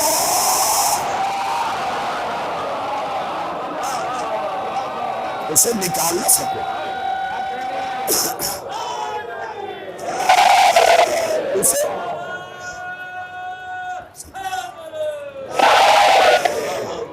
ایک ایک بشر کی توجہ، اور یہ میرا پیغام میسج کی صورت میں پورے بریلی میں پہنچا دینا. مجلسی مجمع میں سے ایک شخص نے آیت اللہ شاہرودی سے سوال کیا، سرکار کیا مجلس کے بعد ماتم ضروری ہے؟ اتنے بزرگان ہیں، میں یہ تو نہیں کہہ سکتا کہ امتحان لوں گا، یہ گستاخی ہے، لیکن چہرے دیکھوں گا، کیونکہ جملہ میرا نہیں، آیت اللہ شاہرودی کا ہے. سرکار مجلس کے بعد ماتم ضروری ہے. میں نے جہاں بھی یہ جملہ پڑھا ہے یوٹیوب اٹھا کے دیکھ لیجئے گا، گھٹنوں کے بل مجمع کھڑا تھا، کیونکہ جملہ اتنا بڑا ہے. کیا سرکار کیا ماتم مجلس کے بعد ماتم ضروری ہے؟ انہوں نے تکیے کی ٹیپ چھوڑی. کیا اتنا ہی ضروری ہے جتنا نماز کے بعد تسبیح فاطمہ؟ العظمت للہ، العظمت للہ. اتنے ہی ضروری ہے جتنا نماز کے بعد تسبیح سیدہ. اب تسبیح سیدہ کیا ہے وہ سن لیجئے. شیخ عباس قمی، کتاب کا نام مفاتیح الجنان، باقیات الصالحات، رکن تسبیح کا. امام فرماتے ہیں جس پہلو پہ نماز ختم کرو اسی پہلو پہ تسبیح فاطمہ پڑھو. ہمارے ہاں کیا ہے، نماز تمام کی یوں سمٹ کے بیٹھ گئے، پہلو نہیں بدلنا ہے. جس پہلو پہ نماز ختم کرو اسی پہلو پہ تسبیح فاطمہ شروع کرو تاکہ عبادت اور مودت ایک ہو جائے.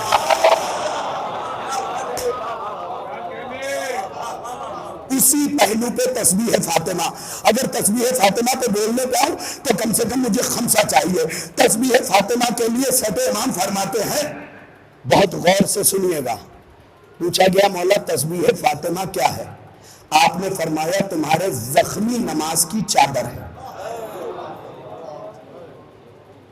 تمہارے زخمی نماز کی چادر ہے. ذرا سا آپ اپنے ہاتھوں کو کھول لیجئے گا. ہاں, کیونکہ ہم تو نماز واجب میں نہیں باندھتے, آپ نماز عشق میں باندھ رہی ہیں. ہاں, تو تمہارے واجب نماز کی چادر ہے, زخمی نماز کی چادر ہے. ہماری نماز زخمی, چلیے آپ کی مثال نہیں دیتا, میں اپنی ہی مثال. گجرات میں گیا تھا, نماز کے لیے کھڑا ہوا, نیت کر لی اللہ اکبر الحمدللہ رب العالمین, یہاں کے بعد شاہ گنج پڑھنا ہے, الرحمن الرحیم. پتہ نہیں مجمع کیسا ہوگا. مالکی یوم الدین, وہاں کے بعد شکوہ آباد ہے. ایاک نعبد و ایاک نستعین, پتہ نہیں بریلی والے کیسے سنتے ہوں گے. ہے سب کی نماز کا یہی حال, لیکن میں نے مثال اپنی دے دی تاکہ آپ ہنس لیں. ہر کی نماز کا یہی حال ہے, تجارت کر رہے ہیں نماز میں. میں نے تو ایسا بھی بندہ دیکھا کہ میرے ساتھ نماز ختم کی, تھوڑی دیر بعد پھر مسجد آ گیا. میں نے کہا بھائی ابھی تو پڑھ کے گئے تھے ظہر, اب کیوں آ گئے؟ مولانا بہت دیر سے ایک چیز سوچ رہا ہوں, یاد ہی نہیں آ رہی.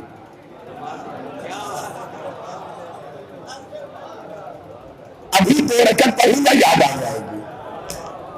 یہ تو ہے ہماری نمازیں. امام نے کیا کہا؟ تمہارے زخمی نماز کی چادر ہے تسبیح فاطمہ. اب بریلی کا پڑھا لکھا مجمع ہے, تمہارے زخمی نماز کی چادر ہے تسبیح فاطمہ. اور اگر چادر فاطمہ کی ہونا تو جبریل بھی اٹھا کے نہیں دیکھ پاتا ہے. اللہ زمت للہ. تو جس پہلو پہ مجلس تمام ہو وہی کھڑے کھڑے ماتم ہونا چاہیے. اس لیے کہ حسین کے ہر عمل کے پیچھے ایک راز الہی ہے. یہ جو سرکار مشی ہے, مشی تو سب سمجھ گئے نا, الحمدللہ. کربلا, نجف سے کربلا پیدل جانا, اس مشی میں مشیت الہی یہ ہے. خوبصورت فقروں پہ نہ بولیں گے آپ.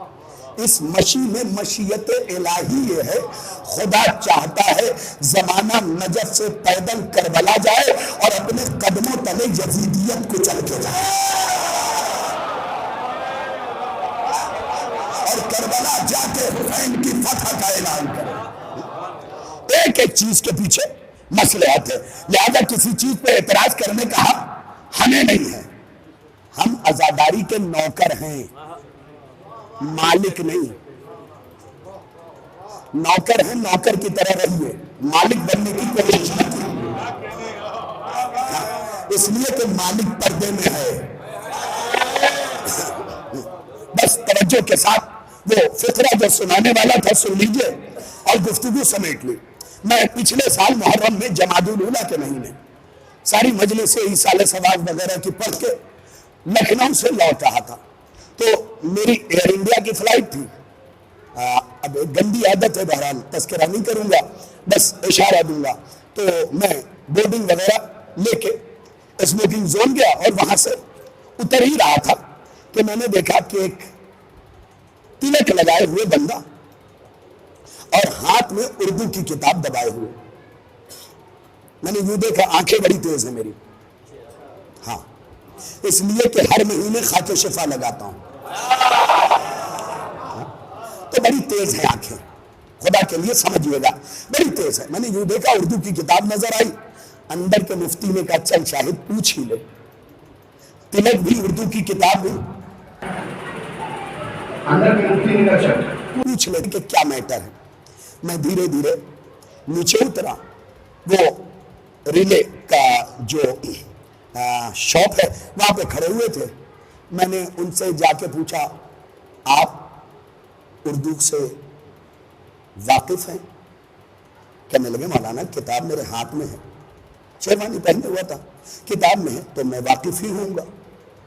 میں نے کہا ہاں یہ بات تو ہے۔ پھر وہاں سے گفتگو شروع ہوئی۔ پھر آپ نے دیکھا ہوگا کہ ایئرپورٹ پہ سمجھیے گا خدا کے لیے 3 چیئر ہوتی ہے، بیچ میں کٹ ہوتا ہے۔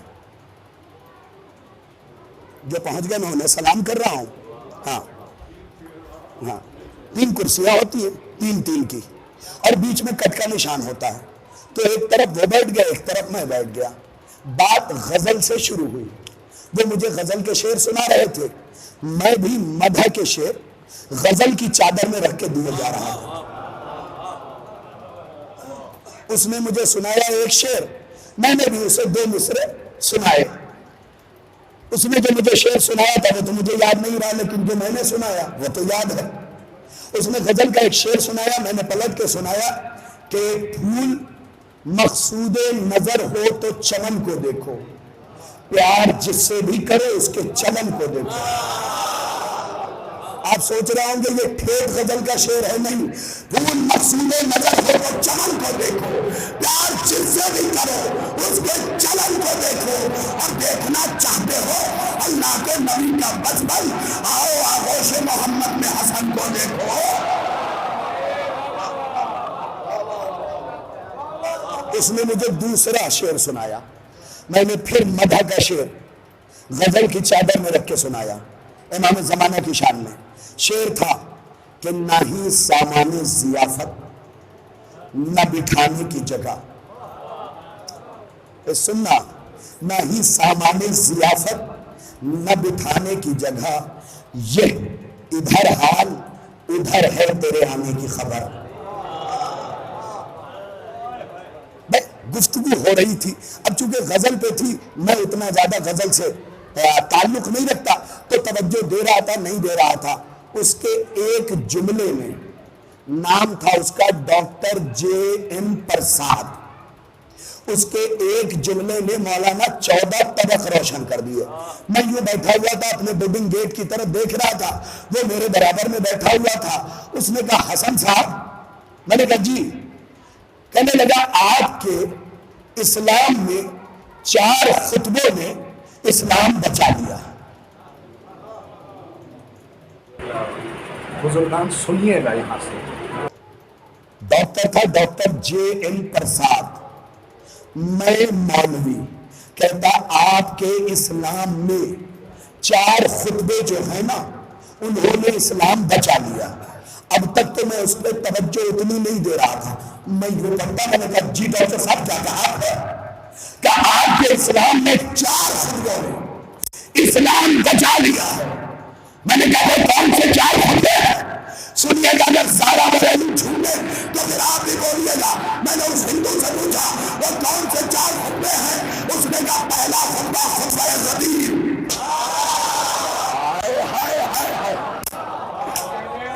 اسی پہ مجلس تمام کروں گا۔ پہلا خطبہ کہتا ہے 4 خطبے ہیں آپ کے اسلام میں جنہوں نے اسلام بچا لیا۔ سنیے گا، غدیر نچوڑ کے رکھ دی ہے اس نے ایک جملے میں، آیت سے لے کے روایت تک۔ کہتا پہلا خطبہ خطبہ غدیر۔ میں نے کہا اس نے اسلام کیسے بچا لیا؟ کہ اگر خطبہ غدیر سے لوگوں نے غداری نہ کی ہوتی کوئی کافر نہ ہوتا۔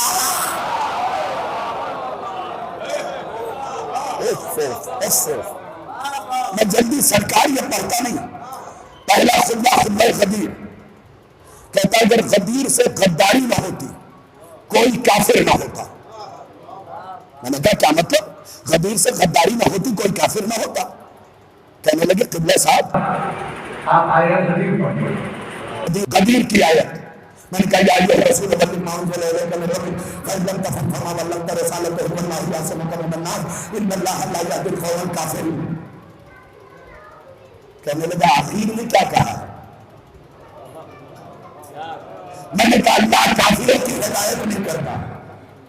کیا میرے چچا شیعہ ہوئے تھے جبکہ کافر تھے تو اللہ نے تو کافر کی ہدایت کی۔ کہنے لگا کافر کے کوئی اور چھپانا بھی ہے؟ میں نے کہا ہاں، لغت میں چھپانے والے کو کافر کہتے ہیں۔ کیا ترجمہ کیجئے، اللہ کہہ رہا ہے جو خبیر چھپائے گا، ہائے ہائے ہائے ہائے، جو خبیر چھپائے گا اللہ اس کی ہدایت نہیں کرے گا، کیونکہ وہی کافر ہے۔ جو غدیر چھپائے گا خدا اس کی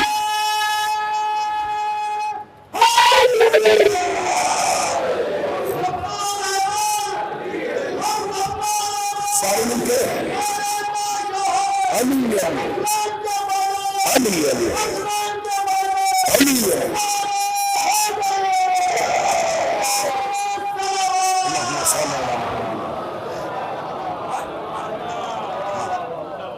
اچھا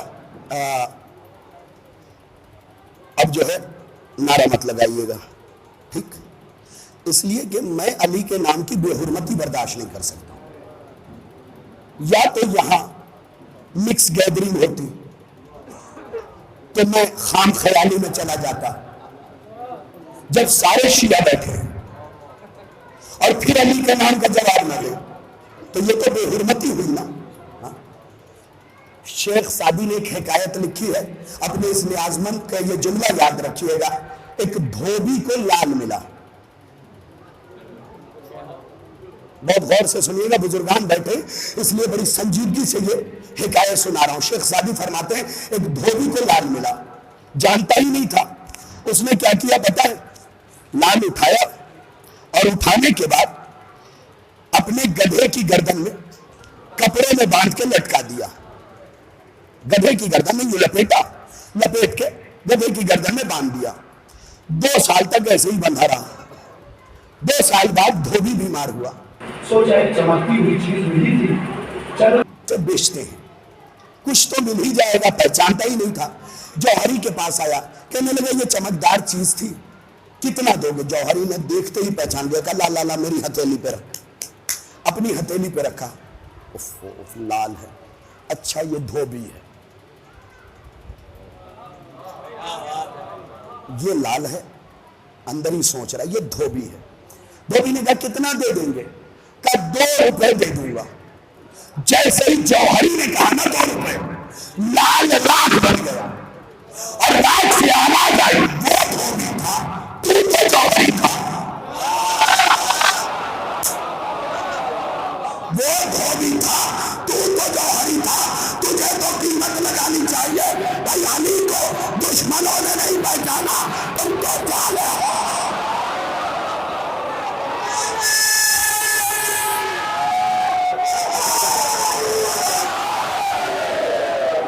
تم کو چاہنے والے ہو۔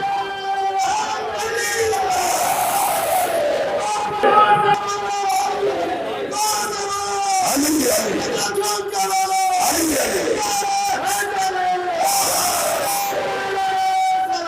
اللہ۔ اور اگر کسی کو یہ لگتا ہے کہ اس نام کے لینے کا ثواب نہیں تو صاحب احوال میں لکھتے ہیں کہ من قالا، چھٹے نام فرما رہے، من قالا مرتن واحدہ یا ثوابہ کثواب ستۃ عشر الف قراۃ القرآن انا الذی یکتب۔ چھٹے امام فرماتے ہیں جو ایک بار یعنی کہے گا اسے 16,000 ختم قرآن کا ثواب ملے گا۔ نعرہ لگائے گا، مجھے یقین ہے کہ آپ کو ضرور جائے گا۔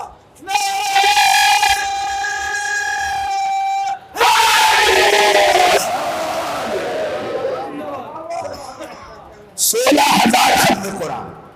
اس کے بعد امام فرماتے وہ قرآن جو تم نے نہیں، جعفر صادق نے پڑھا۔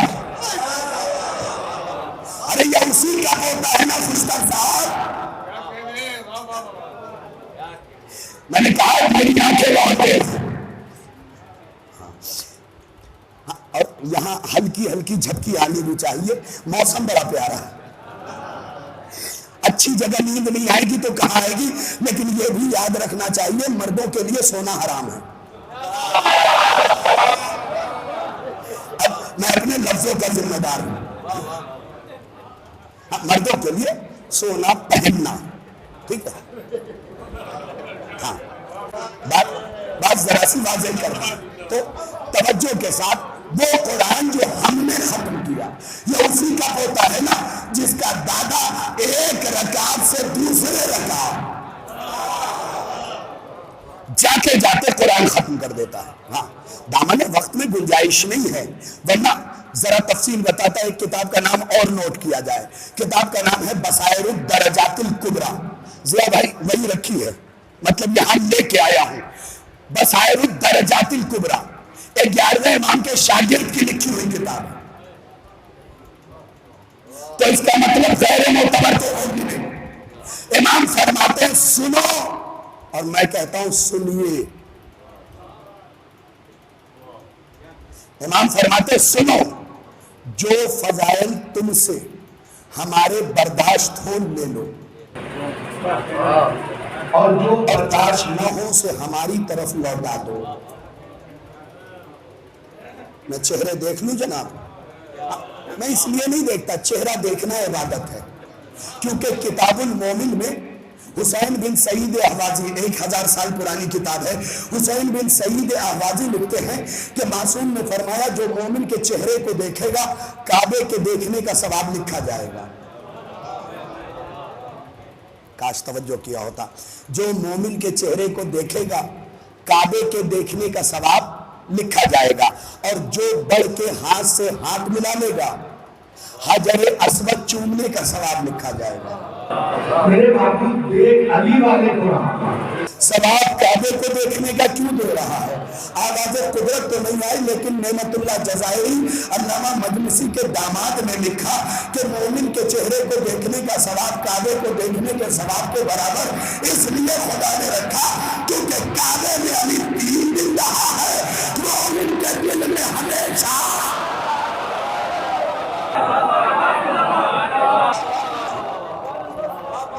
ہمارے ہاں مسئلہ کیا ہو گیا جناب؟ ذرا سی فضیلت سنی علی کے گھرانے کی،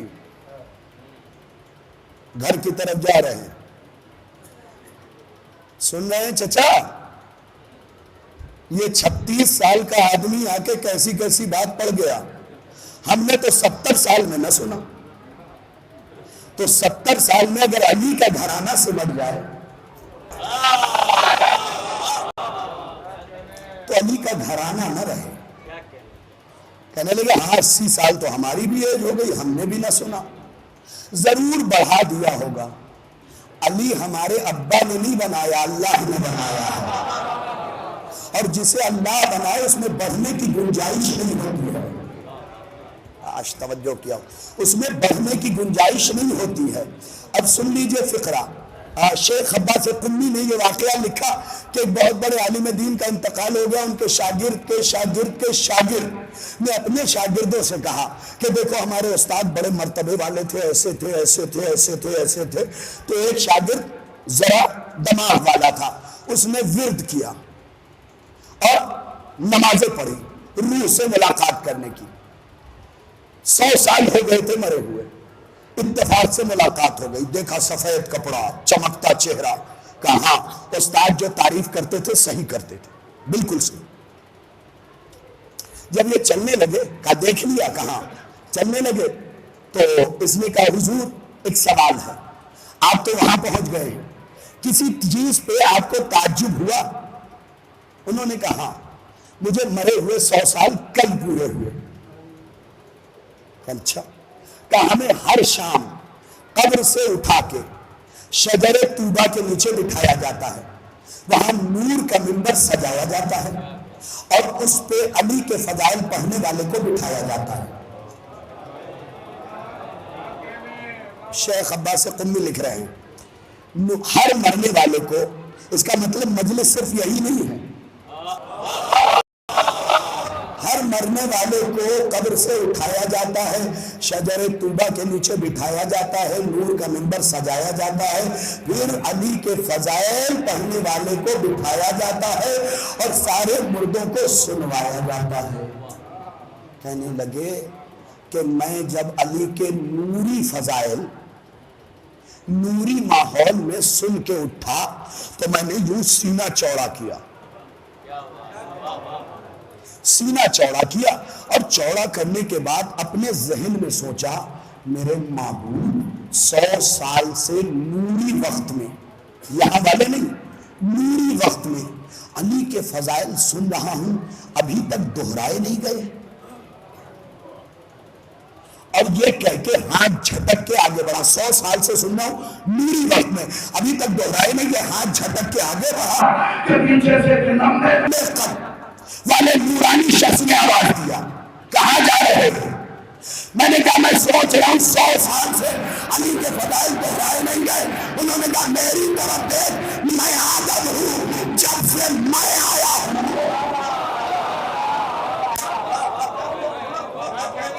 تب سے نہیں دہرائے گئے۔ ہمارے ہاں کیا ہے، ذرا سی فضیلت سنی، یہ نہیں ہو سکتا، 4x4 کی کھوپڑی میں علی کا گھرانہ نہیں آئے گا، یہ یاد رکھیے گا۔ اور امام نے فرمایا جو نہیں سمجھ میں آئے وہ ہماری طرف لوٹا دو، خبردار انکار کر کے کافر نہ ہو جانا۔ تو پہلا جملہ اس نے کیا کہا تھا؟ پہلا جملہ کہا غدیر سے غداری کر کے، اب دوسرا کہتا 4 خطبوں میں اسلام بچایا ہے۔ پہلا خطبہ خطبہ غدیر، سرکار باہر والے، پیچھے والوں، اندر جو بیٹھے، سامنے جو مومنین بیٹھے، بزرگان حق کے نمک ادا کیجیے گا۔ کا پہلا خطبہ خطبہ غدیر، غدیر سے غداری نہ ہو، کوئی کافر نہ ہوگا۔ میں نے کہا جلدی بتائیے دوسرا خطبہ کا دوسرا خطبہ خطبہ فدق، دوسرا خطبہ خطبہ فدق، لفظ فدق نہیں ہے، فدق، کیونکہ فدق بن حام کی پراپرٹی تھی۔ دوسرا خطبہ خطبہ فدق کا اگر زمانے نے اسے سمجھ لیا ہوتا کوئی جہنم میں نہ جاتا۔ بھئی حق نمک ادا کرے خدا کے لیے، اگر زمانے نے اسے سمجھ لیا ہوتا کوئی جہنم نہ جاتا۔ میں نے کہا ڈاکٹر صاحب یہ خطبہ فدق کا جہنم سے کیا تعلق ہے؟ کہ خطبہ فدق دیا کس نے؟ میں نے کہا محمد کی بیٹی نے۔ کا نام کیا ہے؟ میں نے کہا فاطمہ۔ کا ترجمہ کیا ہے؟ کہ جہنم سے بچانے والی۔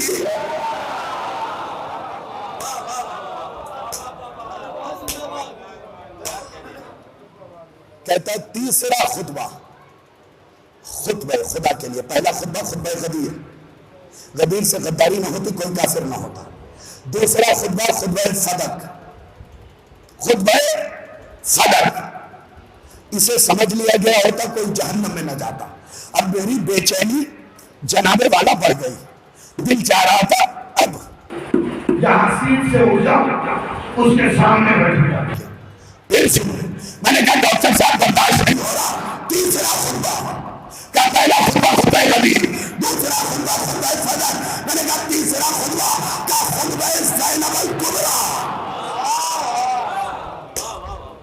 میں نے کہا اس کا فائدہ کہ ماں نے منافقوں کے چہرے سے نقاب اتارا، زینب نے انہیں منافقوں کو مارا۔ بس آخری جملہ سنیے اس کا، اور یہیں سے ربط مسائل۔ میں نے کہا چوتھا، اب میں ذرا بے چین سا ہو رہا تھا۔ میں نے کہا چوتھا کا پہلا خطبہ خطبہ غدیر، پڑھا لکھا بندہ تھا۔ کا دوسرا خطبہ خطبہ فدق۔ میں نے کہا تیسرا خطبہ علی کی بیٹی کا، زینب کبریٰ کا۔ میں نے کہا جانیے گا خدا کے لیے، میں نے کہا چوتھا خطبہ کا خطبہ سید سجاد۔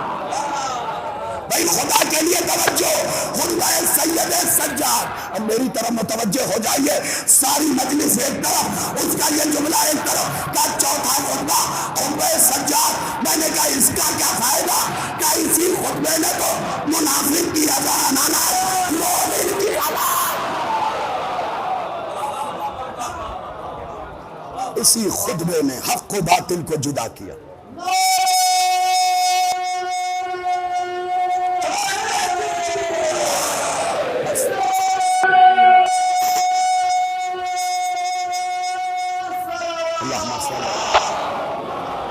سمجھ بیدار، اسی خطبے میں اتنے میں اعلان ہونے لگا کہ بورڈنگ کے لیے شروع ہونے والی ہے۔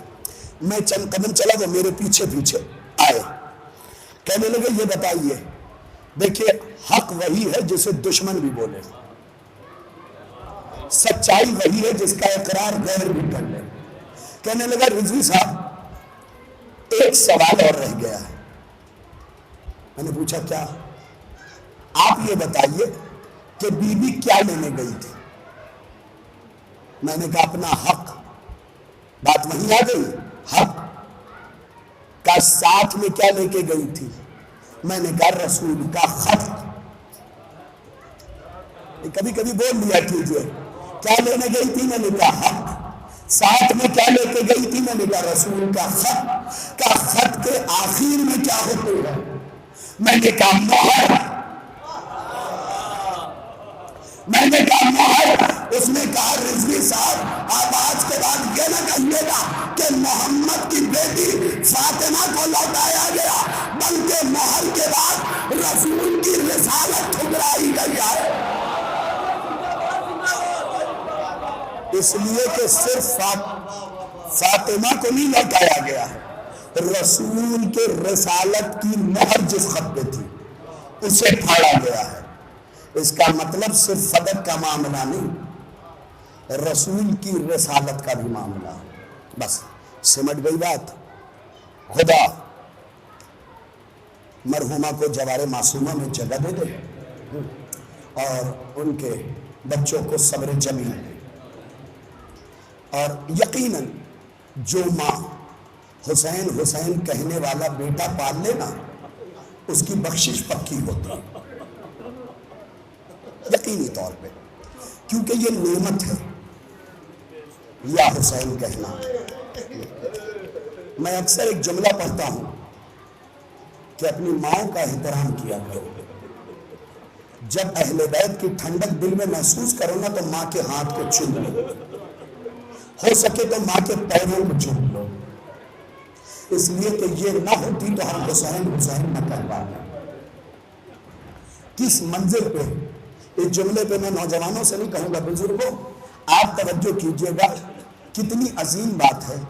حسین نے اپنے ساتھیوں کا امتحان دیا ہے، لیکن زینب کو اپنی کنیزوں پہ اتنا بھروسہ تھا کہ زینب نے اپنی کنیزوں کا امتحان نہ لیا۔ آج بھی دیکھ لینا، آپ کے لیے مجلسوں میں انتظام ہوتا ہے، آپ کے گھر کی عورتیں دھوپ میں چھتوں پہ بیٹھی ہوتی ہیں، گلیوں میں بیٹھی ہوتی ہیں،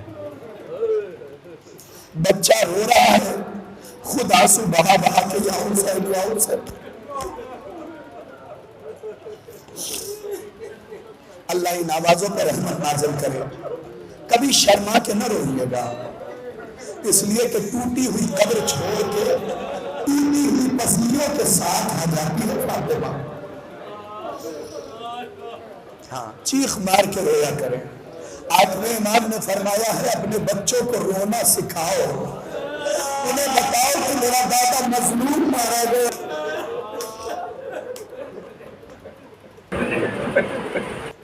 ایک مومنہ کے اصالہ ثواب کی مجلس ہے، میں تو یہی کہوں گا بی بی زہرا خیال رکھیے گا، یہ آپ کے بچوں کا نام لینے والی تھی، مجلس کا فرش ازاں اٹھانے والی تھی، تبرک بانٹنے والی تھی، حسین حسین کہنے والا ایک بشخص نے دمر پر کچھ بچیاں بول۔ مسائل یہاں سے شروع کرتا ہوں۔ ایک عالم دین گزرے ہیں مولانا، بہت بڑے ہمارے مذہب کے، کہتے ہیں کہ اگر کوئی مقدس پاک بی بی اپنی خواب میں نورانی بیویوں کو دیکھے تو وہ یہ نہ طے کرے کہ یہ فاطمہ ہے، یہ جناب زینب ہے، یہ جناب سکینہ ہے۔ وہ کہتے ہیں ہر بیوی کے پہچان کا طریقہ الگ ہے، ہر بیوی کے پہچان کا طریقہ الگ ہے۔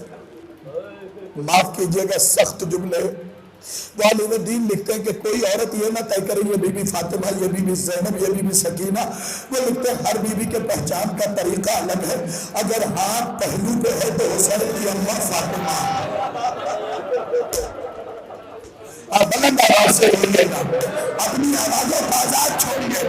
میرے نوجوانوں یہ سوچ کے نہ رونا کہ برابر والا تمہاری آواز سن کے کیا کہے گا، بلکہ یہ سوچ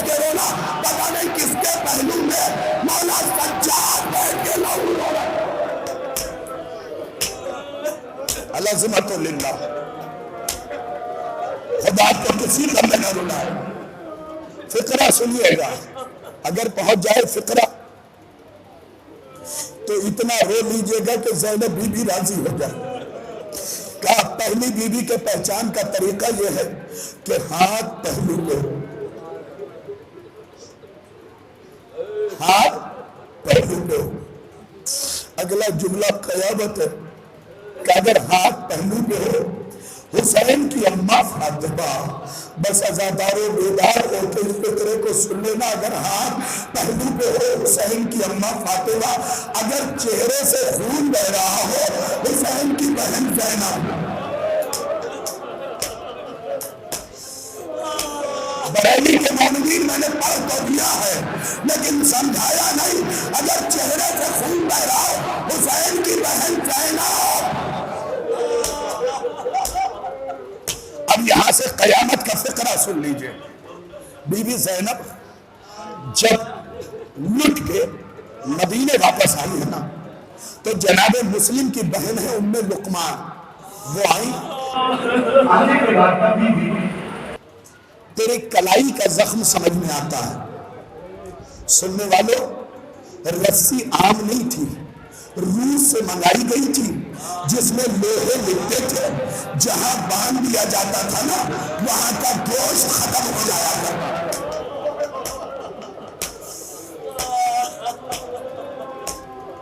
مقتل کی بے پناہ کتابیں پڑھی، یہی پڑھا کہ اس رسی میں لوہے لکھتے ہوئے تھے، جہاں باندھ دیا گیا گوشت ختم ہو گیا.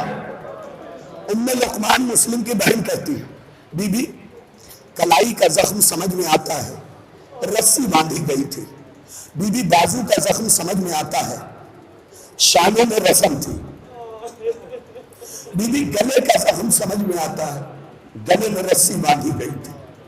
اور رسی کتنی تیز باندھی گئی تھی، کبھی تجربہ کرنا، اپنے شال عزا کو اپنے گلے میں لپیٹنا اور تھوڑا سا کھینچ کے دیکھنا، تمہاری آواز نہیں نکلے گی، سانسیں آئیں گی جائیں گی، آواز نہیں نکلے گی. یہی ہوا تھا ابن زیاد کے دربار میں. سکینہ کے گلے میں رسی تھی. ابن زیاد نے پوچھا اس بچی کا نام کیا ہے؟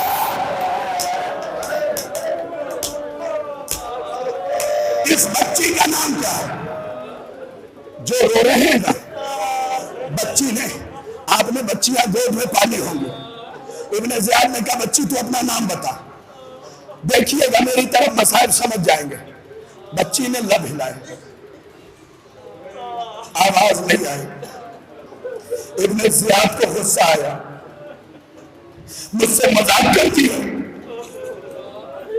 میں حاکم ہوں، بتا تیرا نام کیا ہے؟ بچی نے لب ہلائے، آواز نہیں آئی. جلاد نے کہا اس کی گردن مار دے. سجاد نے کہا نہ مار، گلے میں رسی اتنی زور سے بندھی ہے.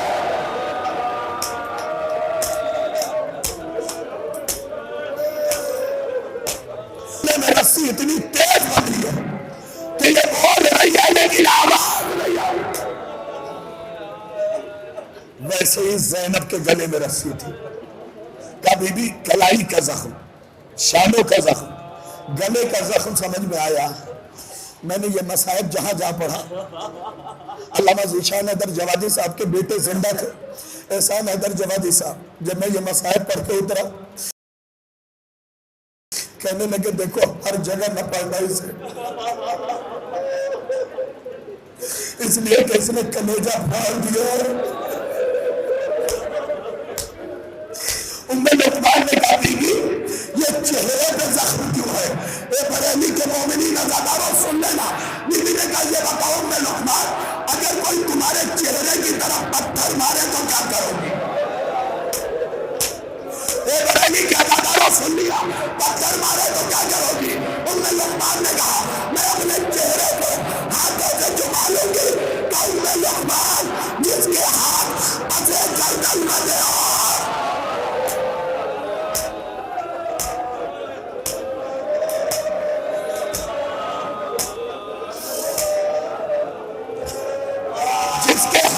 دے گردن بندہ وہ کیا کرے؟ ارے کوفے میں بدتن ہمارے چہروں پر بڑھتے العظمت للہ.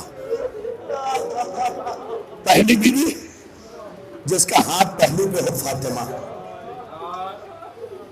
سن لینا، جس کا ہاتھ، جس کے چہرے سے لہو بہ رہا ہو، حسین کی بہن زینب. بریلی کے مومنین کلیجہ پھٹ جائے گا. جس کا ہاتھ پہلو پہ ہو حسین کی اماں زہرا، جس کے چہرے سے خون بہ رہا ہو حسین کی بہن زینب، اور جس کے ہاتھ کانوں پہ ہو حسین کی بیٹی سکینہ.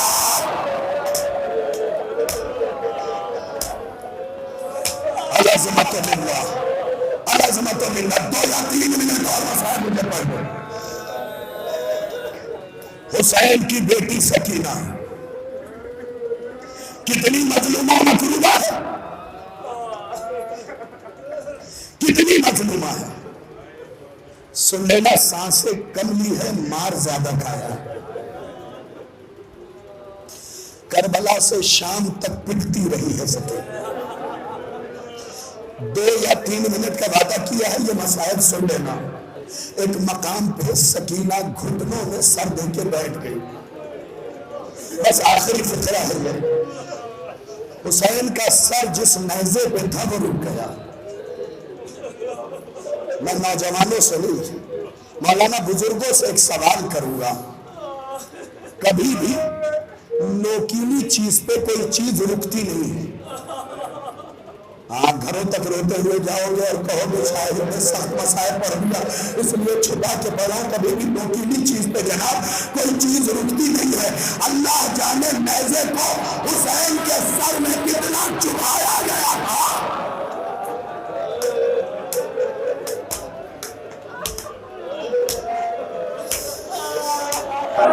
حسین جس نیزے پہ تھا وہ تھا.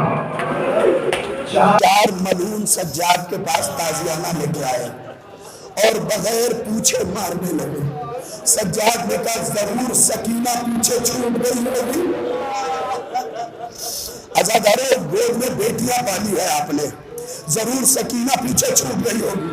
ہتکڑی، بیڑی، لنگر تو حلے جامعہ سنبھالے ہوئے سجاد آئے. قیامت کا جملہ سنا، سر جھکا کے کہا سکینہ چلو گا. سکینہ تم جب تک نہ چلو گی بابا کا سر جس گھر سے ملے وہ آگے نہ بڑھے.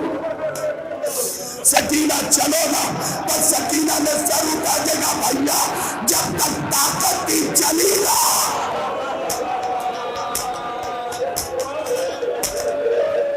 اے بھیا پیروں میں چھالے ہیں، چھالوں میں کانٹے چکے.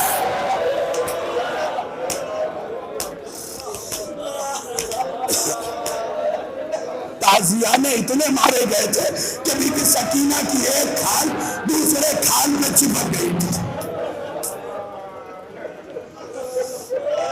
جب بی بی سکینہ اٹھ نہ سکینہ، عزاداروں بیٹیاں پالی ہیں. مولانا میری بھتیجی ہے 5 سال کی، 5 سال کی میری بھتیجی ہے. نام سکینہ رکھا میں نے اس کا. تو ایک دن بھائی میں اپنی بھتیجی کو گود میں اٹھایا. میں نے کہا بیٹا چلو. کہنے لگی اماں کہاں؟ بابا کہاں؟ میں نے کہا ہم باہر جا رہے ہیں. باہر لے کے گیا حیدری مسجد کے سامنے والی روڈ پہ. میں نے اسے زمین پہ اتارا. میں نے کہا بیٹا چپل اتار.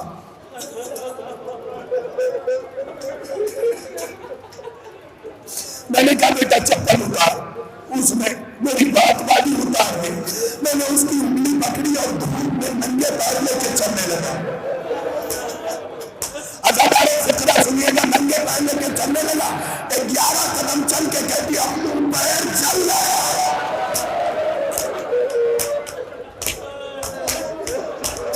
ابو پیر چل رہے. میں نے گود میں لیا بیٹھ کے رونے لگا.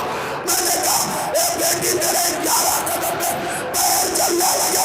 آئے سکینہ کربلا کے کوفہ.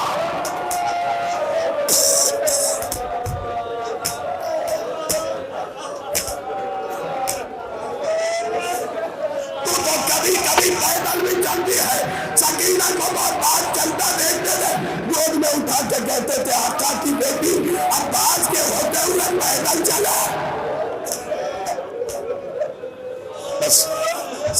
سجاد کو تازیانہ لگنے لگا. تو کبھی اپنے بچوں کو دیکھنا تلوے کتنے نرم ہوتے. عباس کو تازیانہ لگنے لگا, سجاد کو تازیانہ لگنے لگا. لکھا یہ ہے کہ سکینہ سکتے ہیں تو رو لیجیے گا. سکینہ اس طریقے سے چلی جیسے لاش علی اکبر پہ حسین آئے تھے, اور جہاں پہ سر تھا نا اس نیزے کے نیچے آ کے رک گئی. ارے عزاداروں, قیامت کا جملہ بیٹیوں کے ناک کا ہوتے جناب سنیے گا. روکے گا بابا اپنے پاس بلا لیجیے.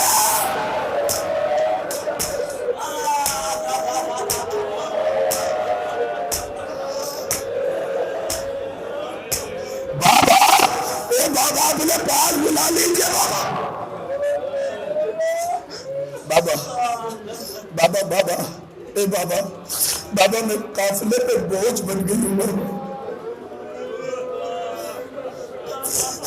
مجھے بزرگان معاف کر دیجیے گا, میں سارے مصائب نہیں پڑھ پایا. بابا میں قافلے پہ بوجھ بن گئی ہوں. بابا پتہ ہے سب کیا کرتے, مجھے ادھر سے تماچے مارتے, میں ادھر جاتی ہوں مجھے ادھر سے تماچے.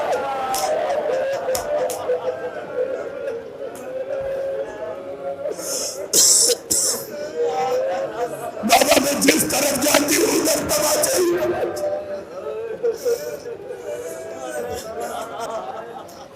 بابا اسقلان سے ذرا پہلے میں تماچے اسی طریقے سے, چوتھے تماچے میں اس طرف چلی گئی جدھر میرے چچا عباس کا سر گھوڑے کی گردن میں لگا تھا. بس آخری جملہ ہے علی کے مومنین, چچا عباس کا سر گھوڑے کی گردن میں لگا تھا. مجھے تماچے پڑے, چچا عباس کے منہ سے نکلی. سنیے گا, چچا عباس کے منہ سے نکلی. بابا شمر کی نگاہ پڑ گئی کہ تماچے اسے مارے گئے, درد عباس کو ہوا. اس نے زجر سے کہا گردن سے سر نکال عباس کا, گھوڑے کی گردن سے عباس کا سر نکال. اے بابا میں کہوں نہ تو کیا کروں کہ مجھے اپنے پاس بلا لے. لیکن اس سر کو خاک میں رکھا گیا, چاروں طرف سے تازیانے پڑ رہے تھے. بابا میں خود مار کھا سکتی ہوں, اپنے چچا کو مار کھاتا نہیں دیکھ سکتی. اے بابا میں نے دادی کو بلایا, اے دادی میرے چچا کو بچا لو. میرا چچا تازیہ نہیں کھا سکتا, اس کا چہرہ سن. اللہ اللہ اللہ اللہ.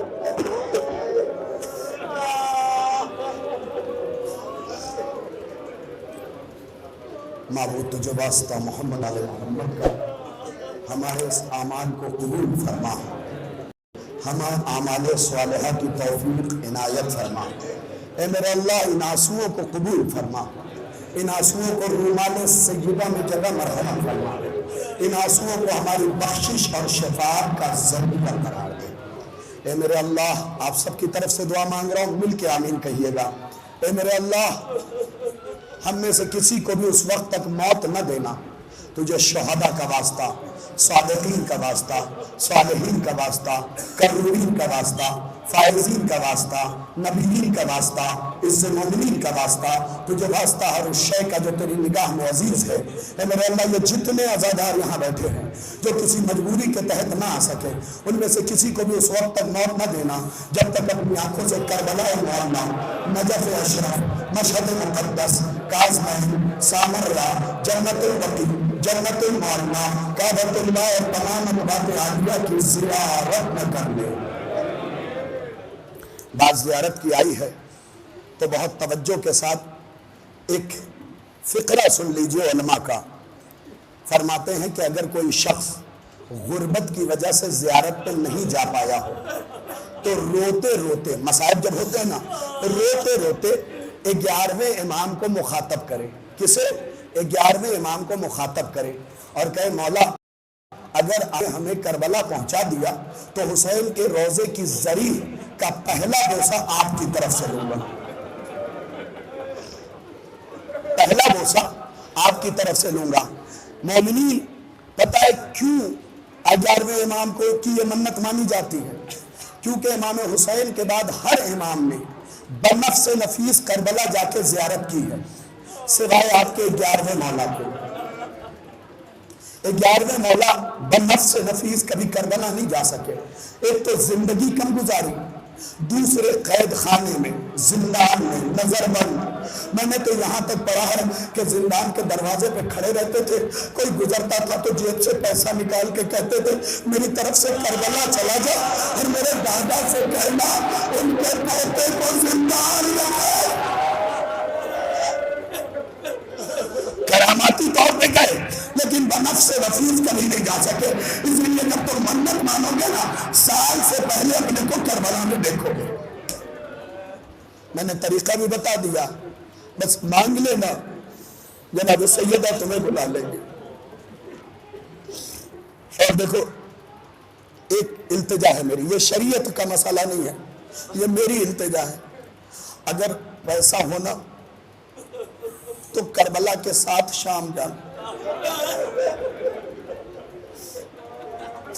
میری زندگی کا اصول ہے کہ پہلی مجلس جہاں بھی پڑھتا ہوں میں سکینہ کے مصائب کا یہ فقرہ ضرور پڑھتا ہوں کہ کربلا کے ساتھ ساتھ شام جانا اور اس بچی کی قبر پہ جانا جسے عباس سکینہ کہتا ہے کیوں کہہ رہا ہوں پتہ ہے جب زینب بی بی چلنے لگی نا تو شام کی عورتوں کو بلا کے کہا اگر میں تم سے کچھ مانگوں تو دوں گی کبھی بھی تیرے لیے تو جان بھی حاضر ہے کب جان نہیں چاہیے جب شام ہونا تو میری بھتیجی سکینہ کی قبر پہ آ جانا اسے تنہائی سے ڈر لگتا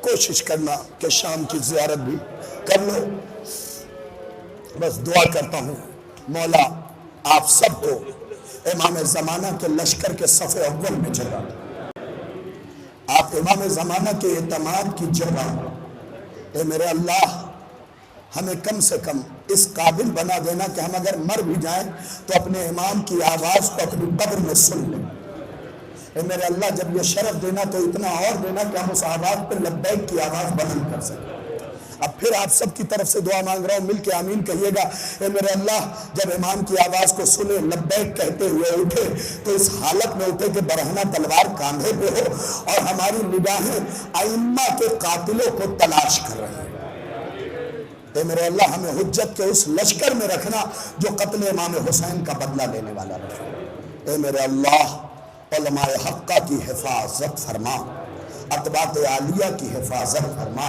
اے میرے اللہ جس مرحومہ کے ایصال ثواب کے لیے مجلس منعقد کی گئی ہے اسے جوار معصومہ میں جگہ عنایت فرما اس کے لفظشوں کو درگزر فرما اس کے قبیلے کو صبر جمیل عنایت فرما اے میرے اللہ ان کے بچے کو صبر جمیل عنایت فرما اے میرے اللہ کروڑ دعا کی ایک دعا وارث امن امام زمن کے ظہور میں تعجیل فرما ہمیں ان کے آوان و انصار میں شمار فرما پرچم اسلام کو سربلند فرما پرچم کفر و نفاق کو سرنگو فرما ملتمس ہوں ایک مرتبہ سورہ الحمد اور 3 مرتبہ سورہ اخلاص کی تلاوت فرما کر نوا بیگم بنت محمد نقیصہ